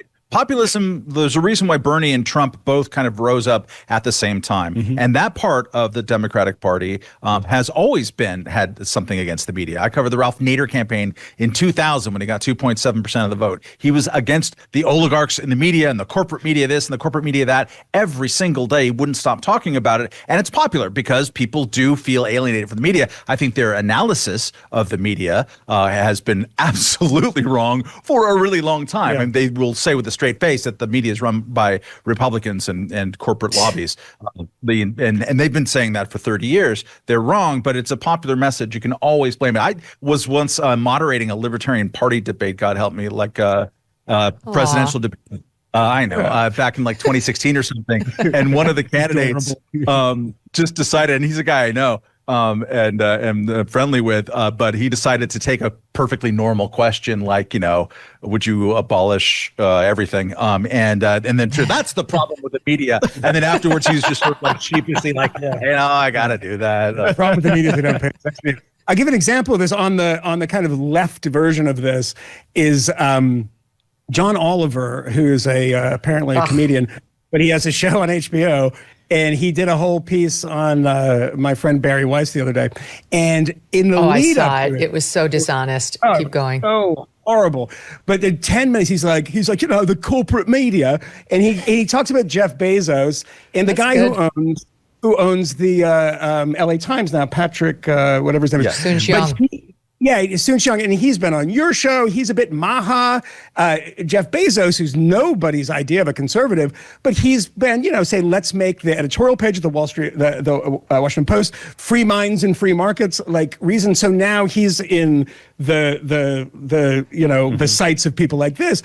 But it's like I was thinking, watching this, have you never heard of Carlos Slim? Have you never heard of any of these other billionaires who have taken over media corporations? And the reason now that they're respinning this is that, well, they're becoming a little bit disaffected, and you have people bringing Barry Weiss in to shake it up. CBS, the third place in the ABC, CBS, NBC ratings sweepstakes for news, and that terrifies them. So now they're turning all the guns on the media because the owners in their, I think this is a completely demented worldview, are people that are nominally of the right. This is our territory. We get to own the media, not you guys. When we do, and that's, and Bernie Sanders, one obvious thing that is so damn obvious that you don't even notice it. And he's like, is CNN going to talk about this? And it's like, you're on You're on CNN. Listen, why is it you're very good at the imitations. We've noticed this before. But you're very talented at that. Here's what's really bothering now. Okay, so first of all you saw for the listening audience was extreme physical discomfort. Like, she got the hands above the midline immediately. He jumped in to save her. Clearly, they both knew that she did not want to talk about primarying Chuck Schumer, and that if that were to come up, he was going to run in to save her. He was a little asleep at the switch, so she got really uncomfortable. She doesn't want to talk about it, which suggests she's going to do it. Either that or a presidential run, I don't know. But for whatever reason, she really didn't want to talk about it and wasn't able to deftly handle it, like any politician can when they get asked a question that they don't want to answer. That's, a day ending in Y, that it should be. But on the subject of like why they're getting so upset about these media buys, maybe this has something to do with it. I'm trying to find our pal Harry Enton. He's on my very long sought list someplace. I'm searching. There we go. Okay, SOT 3. I started on the wrong page. Yeah, SOT 3. Maybe this has something to do with it. You go back to April, Kate Baldwin. What were we looking at? Well, we were looking at the Democrats with a very clear shot of taking control of the U.S. House of Representatives, according to the Kalshi prediction market odds. We saw them in an 83% chance. But those odds have gone plummeting down. Now we're talking about just a 63% chance, while the GOP's chances up like a rocket, up like gold, up from 17% to now a 37% chance. Go back to April. Look at the generic congressional ballot. What you see? You see +3 Democrats in 2025 in April. You see +3 Democrats back in April of 2017. Now jump over to this side of the screen. What happens? Well, the Democrats are no longer keeping pace with the pace that they were setting back in 2017, 2018. You look back in 2017, you saw that the Democrats had leaped up to an 8-point advantage. I think a lot of folks like myself are looking at this. We're seeing, hey, wait a minute. Those national polls Democrats are not gaining the way that we expected. Then you add in the fact that the state legislators are adding potentially more GOP seats like they've already done down in Texas, like they've done in Missouri. And then you add in the potential gutting of the VRA, and all of a sudden it becomes much more difficult for Democrats to gain. So that's a long way of saying they would like to blame the media for their newfound electoral problems. It's got to be the evil media getting bought up by all these Republicans as opposed to us and our own messages that are tone deaf and off point and driving people away and have rendered the Democratic Party the worst thing one can be, which is totally uncool. It's amazing to be in the position that they're in right now and not having a huge structural advantages. right? Like the president always loses ground in the midterms.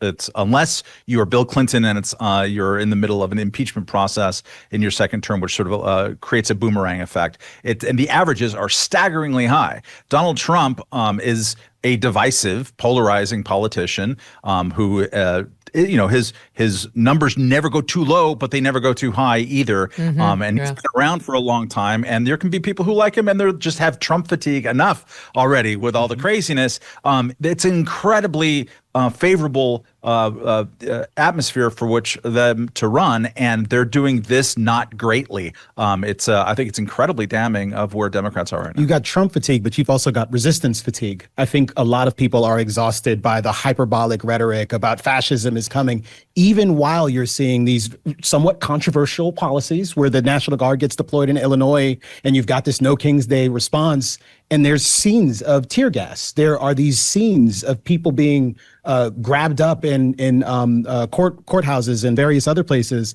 Like it's charged. You would actually expect it to have more repercussions, perhaps to show up in the polling a little bit more. The Democrats, people are in favor of it. They're not doing anything, and they are still losing ground. It's very strange. The people, I think to Megyn's point, people are in favor of it, and the kind of those momentary scenes come and go. I think one of the things you can't underestimate is that we saw a lot of polling about how Democrats and how Republicans, particularly young Democrats and Republicans, were moving away from Israel on when it came to foreign policy. That ultimately doesn't matter when you see what happens with the hostages being released, Donald Trump speaking in front of the Knesset, world leaders praising him, everybody in Israel praise the man, by the way, who is, he has dinner with Nick Fuentes as an anti-Semite, and there's a big image of him on the beach of Tel Aviv that he can see flying in on Air Force One. I mean, God, these Jews in Israel have really misunderstood this anti-Semite that they're cheering and wearing MAGA hats. It's like, I kind of trust them. He's such a bad anti-Semite. Trump sucks at anti-Semitizing. Oh my God, he's the worst anti-Semite of all time in the way that he's not good at it. Don't take that out of context, people. But the thing about you see, he's the worst anti-Semite. Good Lord. Just flip it there. But no, the amazing thing to me is you have somebody on TV, and this pains me to say this, but you have AOC and Bernie Sanders, and Bernie is the guy that could do it. AOC is the one who can't, because the first clip we saw of AOC is exactly why. Is she going to run for president, et cetera? She can't. And the reason she can't is the thing that pains me to say is Americans, unfortunately for us libertarian types, they love economic populism. They love this stuff. And Marjorie Taylor Greene is talking about how we're kicking people off of healthcare, and she's, drifting away from, even further away from that former version of like Reaganite conservatism, which was free market, et cetera. But the problem is they're saddled by this cultural policy. Right. AOC cannot get away with it. You see the Zoran Mamdani doing like a run for Gaza, on like October 8th or something, and saying that, I don't want to, I'm the mayor of New York. It's like, you're running for Gaza. Like, what? You care about these issues? These are issues that are not popular amongst like a broad swath of people because they're too extreme. I mean, when she's talking about men and the toxicity and blah, blah, blah, you can't be present by it. If you just did the Bernie thing, that is how Democrats could gain ground. Harry would be showing different numbers. Yeah, and this plays up also to Virginia, right? I mean, you have a gubernatorial race there that is now getting saddled with AOC-like culture war issues that it absolutely does not need to be. Complete cell phone. It's a complete cell phone. Yeah. It's not hard to say, no, I'm against this. You shouldn't fantasize about the death of people, and we shouldn't have in high schools or junior high schools people who were born male in a female locker room. That's not a hard, straightforward. Did you guys see that setup that the Dems tried to do on Winsome Sears yesterday, and it completely backfired on them? So the Democratic Party of Virginia tweeted out at Winsome Earl Sears, saying Sears must call on these young Republicans implicated in the racist text scandal to step down from their positions. And Winston Sears retweeted it with a response that read, easy, they absolutely must step down. Now it's your turn, Abigail. I mean, just such a burn. So good. They did not see that. Winsome. Yeah. Right? So we're yelling that because Winsome is Jamaican like Camille. So well, I'm in America. I was born here. Yeah. But you know. Yeah. She nailed it. And Abigail Spanberger has still not withdrawn her endorsement of the I love murdering Republican children, Jay Jones, but so make me Attorney General. Instead, the Democrats want to talk about these young Republicans in that text thread. Buy gold and get free silver. That's right. For every $5,000 purchased from Birch Gold Group this month in advance of Veterans Day, they're going to send you a free patriotic silver round that commemorates the Gadsden and American flags. Look, gold is up over 40% since the beginning of this year, and Birch Gold can help you own it by converting an existing IRA or 401k into a tax-sheltered IRA in physical gold. Plus, they will send you free silver honoring our veterans on qualifying purchases. And if you are current or former military, Birch Gold has a special offer just for you. They are waiving custodial fees for the first year on investments of any amount.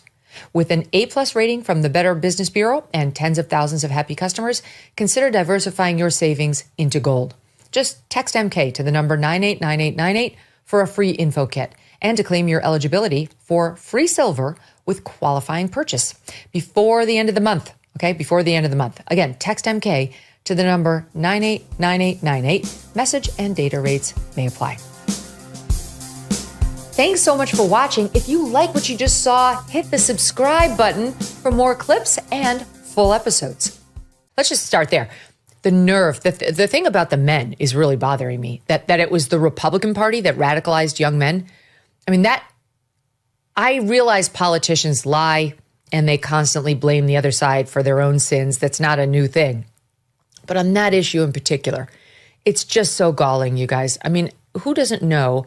You guys are men, and we all know young men. I'm talking about like 18-year-olds, 16-year-olds, 20-year-olds who feel dejected, completely disaffected by the constant messages of the last 5 years in particular, that they're to blame for everything, that they're not hireable, that they're not worthy of college admissions, that their pain doesn't matter. You know, I'm thinking right now of my pals over on GB News and Lawrence Wright, who got into this. He's an actor in Great Britain, and they just try to cancel him at every turn because he speaks truths that are uncomfortable. And he got canceled because he was having rhetorical battle with this woman who was mocking the notion that Great Britain, which had just appointed a minister for women, should appoint a minister for men to look at the number of male suicides and attempted suicides and the spike in male anxiety and depression. And she mocked it. She thought it was a joke. She sneered at it. And he responded to her like, F you, and said something like, what kind of a man would ever want to shag that? You know, typical British style. His life got blown up. Lawrence Fox, I said Lawrence, right? And he's a documentary filmmaker, Lawrence Fox. He tried to stand up like for guys he knew who had committed suicide. And he was thinking of them as this woman was like, F them, who cares about the men? We've seen that at every turn. And now this woman has the nerve. It's her party, and not just her party, but her branch of it, the wokest of the woke on the left, that caused all that shit. And was there pushback by CNN to say, no, of course. Why? I mean, are we shocked? But anyway, what do you guys make of it? There's like 5-6 years ago when Jordan Peterson was first coming to prominence and starting to sell out arenas. I started looking into the phenomenon because it was interesting and I wanted to write about it for a reason. And I wrote about it with some criticism of him, but also it was fascinating to see how many people in media preemptively dismissed him because he had a male audience. It's as if there's a place where young men who are obviously searching in some way are gathering in preponderant numbers, then there is something kind of already inherently suspect about this. We see this with our friends Andrew Schultz and what do they call them? The podcast Dude Bros? Bros, yeah. been like, oh, they have a male audience. So, it's as if we all kind of understand that is a problem. That's been the overall vibe sent to sort of seeking men. And the idea from AOC that the Republican Party is sitting here thinking about how to usher young men into insecure masculinity. Can you imagine? Like Mike Johnson, yes. What do we do? I'm going to usher them into it. Doesn't even begin to make sense. Yeah, I didn't need the internet for my insecure masculinity. I just kind of a genetic thing, I think. But no, I mean, it is, I don't know if she said this word, but I tried to watch this thing on CNN, and every time I unmuted it, it was like the billionaires, and I was like, okay, it's the same script over and over again. But AOC does a very good job of making Bernie look normal, because he's not he's like, I don't toxic what are you talking like? Yeah, I don't think that's Bernie's vibe so much. But that prefix of toxic masculinity, which became so sort of mainstream, people say that in a way as if it's a common phrase, and we all understand its meaning. There's never a toxic femininity, and I can assure you from so many experiences in my life, good Lord, is there ever? And I'm doing seminars in Anaheim in November around the show on toxic femininity. It is also a thing, but it's not a thing. It's just the way people are. But the thing is when you say this, people are radicalized online. Young men are being radicalized online. Okay, let's take that premise and say, it's true. The verb is obviously thumbing the scale. They're being radicalized. Maybe they're just being informed from a different source that they hadn't otherwise been exposed to. Changing their politics. Changing politics as young people do. Yep. But typically, it's a glide path from high school into college, where you have the Noam Chomsky bit and you become radical. Some people stay there. Most people then become investment bankers and forget all about it. But this is kind of the obverse of that, where people are starting at 18 years old and they're, interacting with totally different political news sources that they hadn't had before. And they're just being enlightened by them. They're being convinced by them. But the thing that she's missing, there's a million things she's missing, but the main one is what brings them there. Megyn, your soliloquy at the beginning of the show explains some of that, of why people get there, and they're a little overwhelmed by what happened in Me Too, what happened in 2020. They said, I don't feel that this is the country that I'm a part of. These aren't the friends that I'm a part of, these supposedly toxic people. And then there's a chorus of people out there who aren't a part of the mainstream that are speaking to them. That's a pretty fascinating thing. That's not something to denounce and say, God, we have to sort of push back on this, and they think trans people are or LGBTQ are subhuman. Yeah, I'm not sure. Lord, it's didn't she open the clip saying something along the lines of they said explicitly what they want to do, and then goes on to correct every single position that they have. So I guess that's how we can just kind of discount what they say. But Megyn, you were kind of outraged, but it seems like you should maybe be reassured, because AOC hasn't learned anything from the. I know. You're not wrong. I did think that, she's just going to keep losing. She's just going to keep driving even young men typically vote Democrat for the reasons Moynihan was saying, but now not in the last election and not in the next election. If this is what the Democrats took away, keep going, Camille. Well, she wasn't the architect of every single bad idea that rose to prominence over the last couple of years, but she was certainly at the head of the parade, like championing all of these ridiculous causes. Defund the police, she was there, front and center. I remember her saying something along the lines of, this is where our politics are right now. If you aren't with it, then you need to get the hell out of the way while we run over you and essentially impose chaos across the entire country. They have yet to apologize or even reckon with the fact that they helped to bring about their own reckoning, to use the word another way in a slightly different context. And that is the fundamental takeaway from the most recent election. One could say, Donald Trump has a mandate. Maybe. It's somewhat debatable. What you can't say, however, is that Democrats did themselves any favor over the course of the previous administrations. Yeah. To me, the whole thing is so infuriating and it's so disingenuous, and it's not going to work. Those young men are never going to look at her and say, "Oh, okay, she gets me now." Not least of which because she's leaning in, but also she's been making a thing out of this. She thinks she's onto something. We just ran an Instagram clip of her a couple days ago where she used the same turn of phrase of insecure masculinity. That's what the Republicans are. That's why they're acting like men again. You're insecure if you are an actual man. who doesn't cower, who doesn't feel the need to, wear a man bun, who actually has testosterone and understands that some urge toward aggression and, competition is natural and it's born with you if you're a normal man. She's turning those men off, by the millions, continues to, I guess I should say. And here's the second soundbite along those same lines. This is deeply insulting for the obvious reasons, but it's also yet another pot shot at young men in a way. Here it is, SOT 13. Rhetoric and beliefs were ignorant, uneducated, and sought to disenfranchise millions of Americans.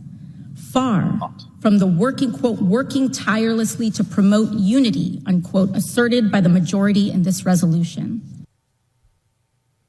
So Charlie Kirk was uneducated and ignorant, according to AOC. What could be further from the truth, right? I mean, you can take your shots at Charlie Kirk. Uneducated and ignorant are not two of them. And she goes with uneducated because he didn't go to college.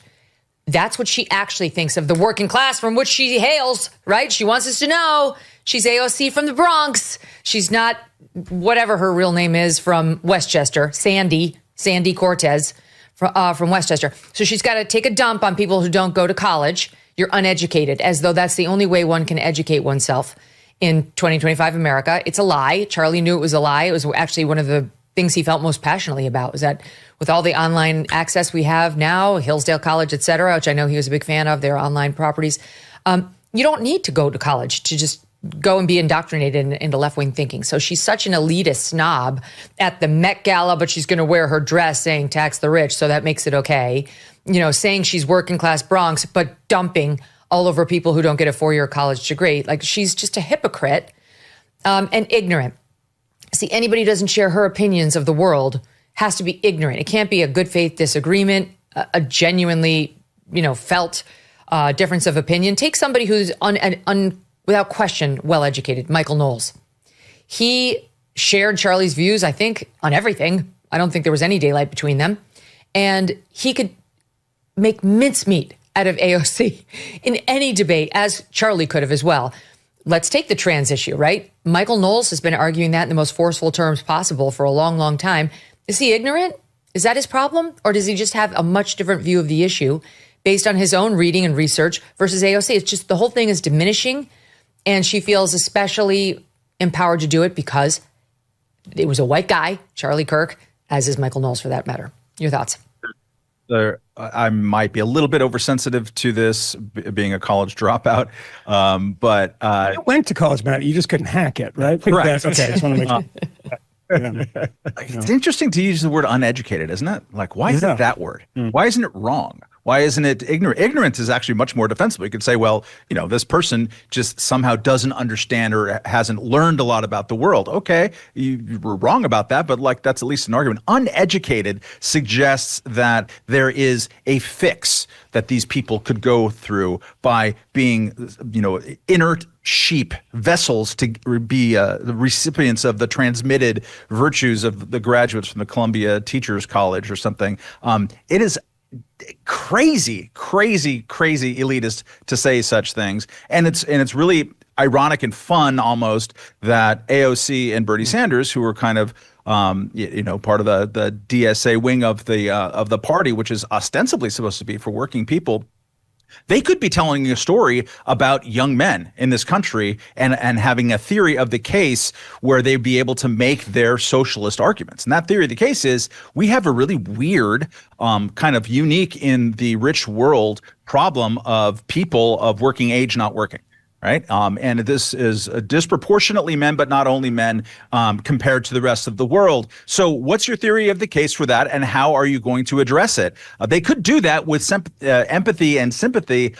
They could also look at the fact that we have crazy disability policies in this country that they probably supported in many cases that people are opting into, even though they're not quite disabled. But they don't want to do that because that would call into their own things into question. But they're not doing any of that. They're instead calling you uneducated because you disagree with how they look at the world. And this is why we're seeing this kind of shift of the political demographics in this country from who is the party of the rich and who is not. It's an amazing thing because we've given AOC far too much credit for being a skilled politician. I mean, the thing that allows AOC to have, as you pointed out, Megyn, a town hall for no one in particular, for no election in particular, just a random one, is because people in the media love her. I interviewed her the day that she won her election against Joe Crowley, I think. Yeah. And it was unbelievable. It was a local race in a district, I think. Has she been to the district yet? If she's there, we should see if she wants to have drinks. But yeah, it was amazing how much people just wanted this young, reasonably attractive person who was a bit of a socialist. And, by the way, young people not working, if you want to see where that really happens, go to socialist countries like Spain, where like young people unemployment is like 48, 50%. Yeah. But it's an incredible thing of how little they have learned about politics. Buy gold and get free silver. That's right. For every $5,000 purchased from Birch Gold Group this month in advance of Veterans Day, they're going to send you a free patriotic silver round that commemorates the Gadsden and American flags. Look, gold is up over 40% since the beginning of this year, and Birch Gold can help you own it by converting an existing IRA or 401k into a tax-sheltered IRA in physical gold. Plus, they will send you free silver honoring our veterans on qualifying purchases. And if you are current or former military, Birch Gold has a special offer just for you. They are waiving custodial fees for the first year on investments of any amount. With an A+ rating from the Better Business Bureau and tens of thousands of happy customers, consider diversifying your savings into gold. Just text MK to the number 989898 for a free info kit and to claim your eligibility for free silver with qualifying purchase before the end of the month. Okay, before the end of the month. Again, text MK to the number 989898. Message and data rates may apply. Thanks so much for watching. If you like what you just saw, hit the subscribe button for more clips and full episodes.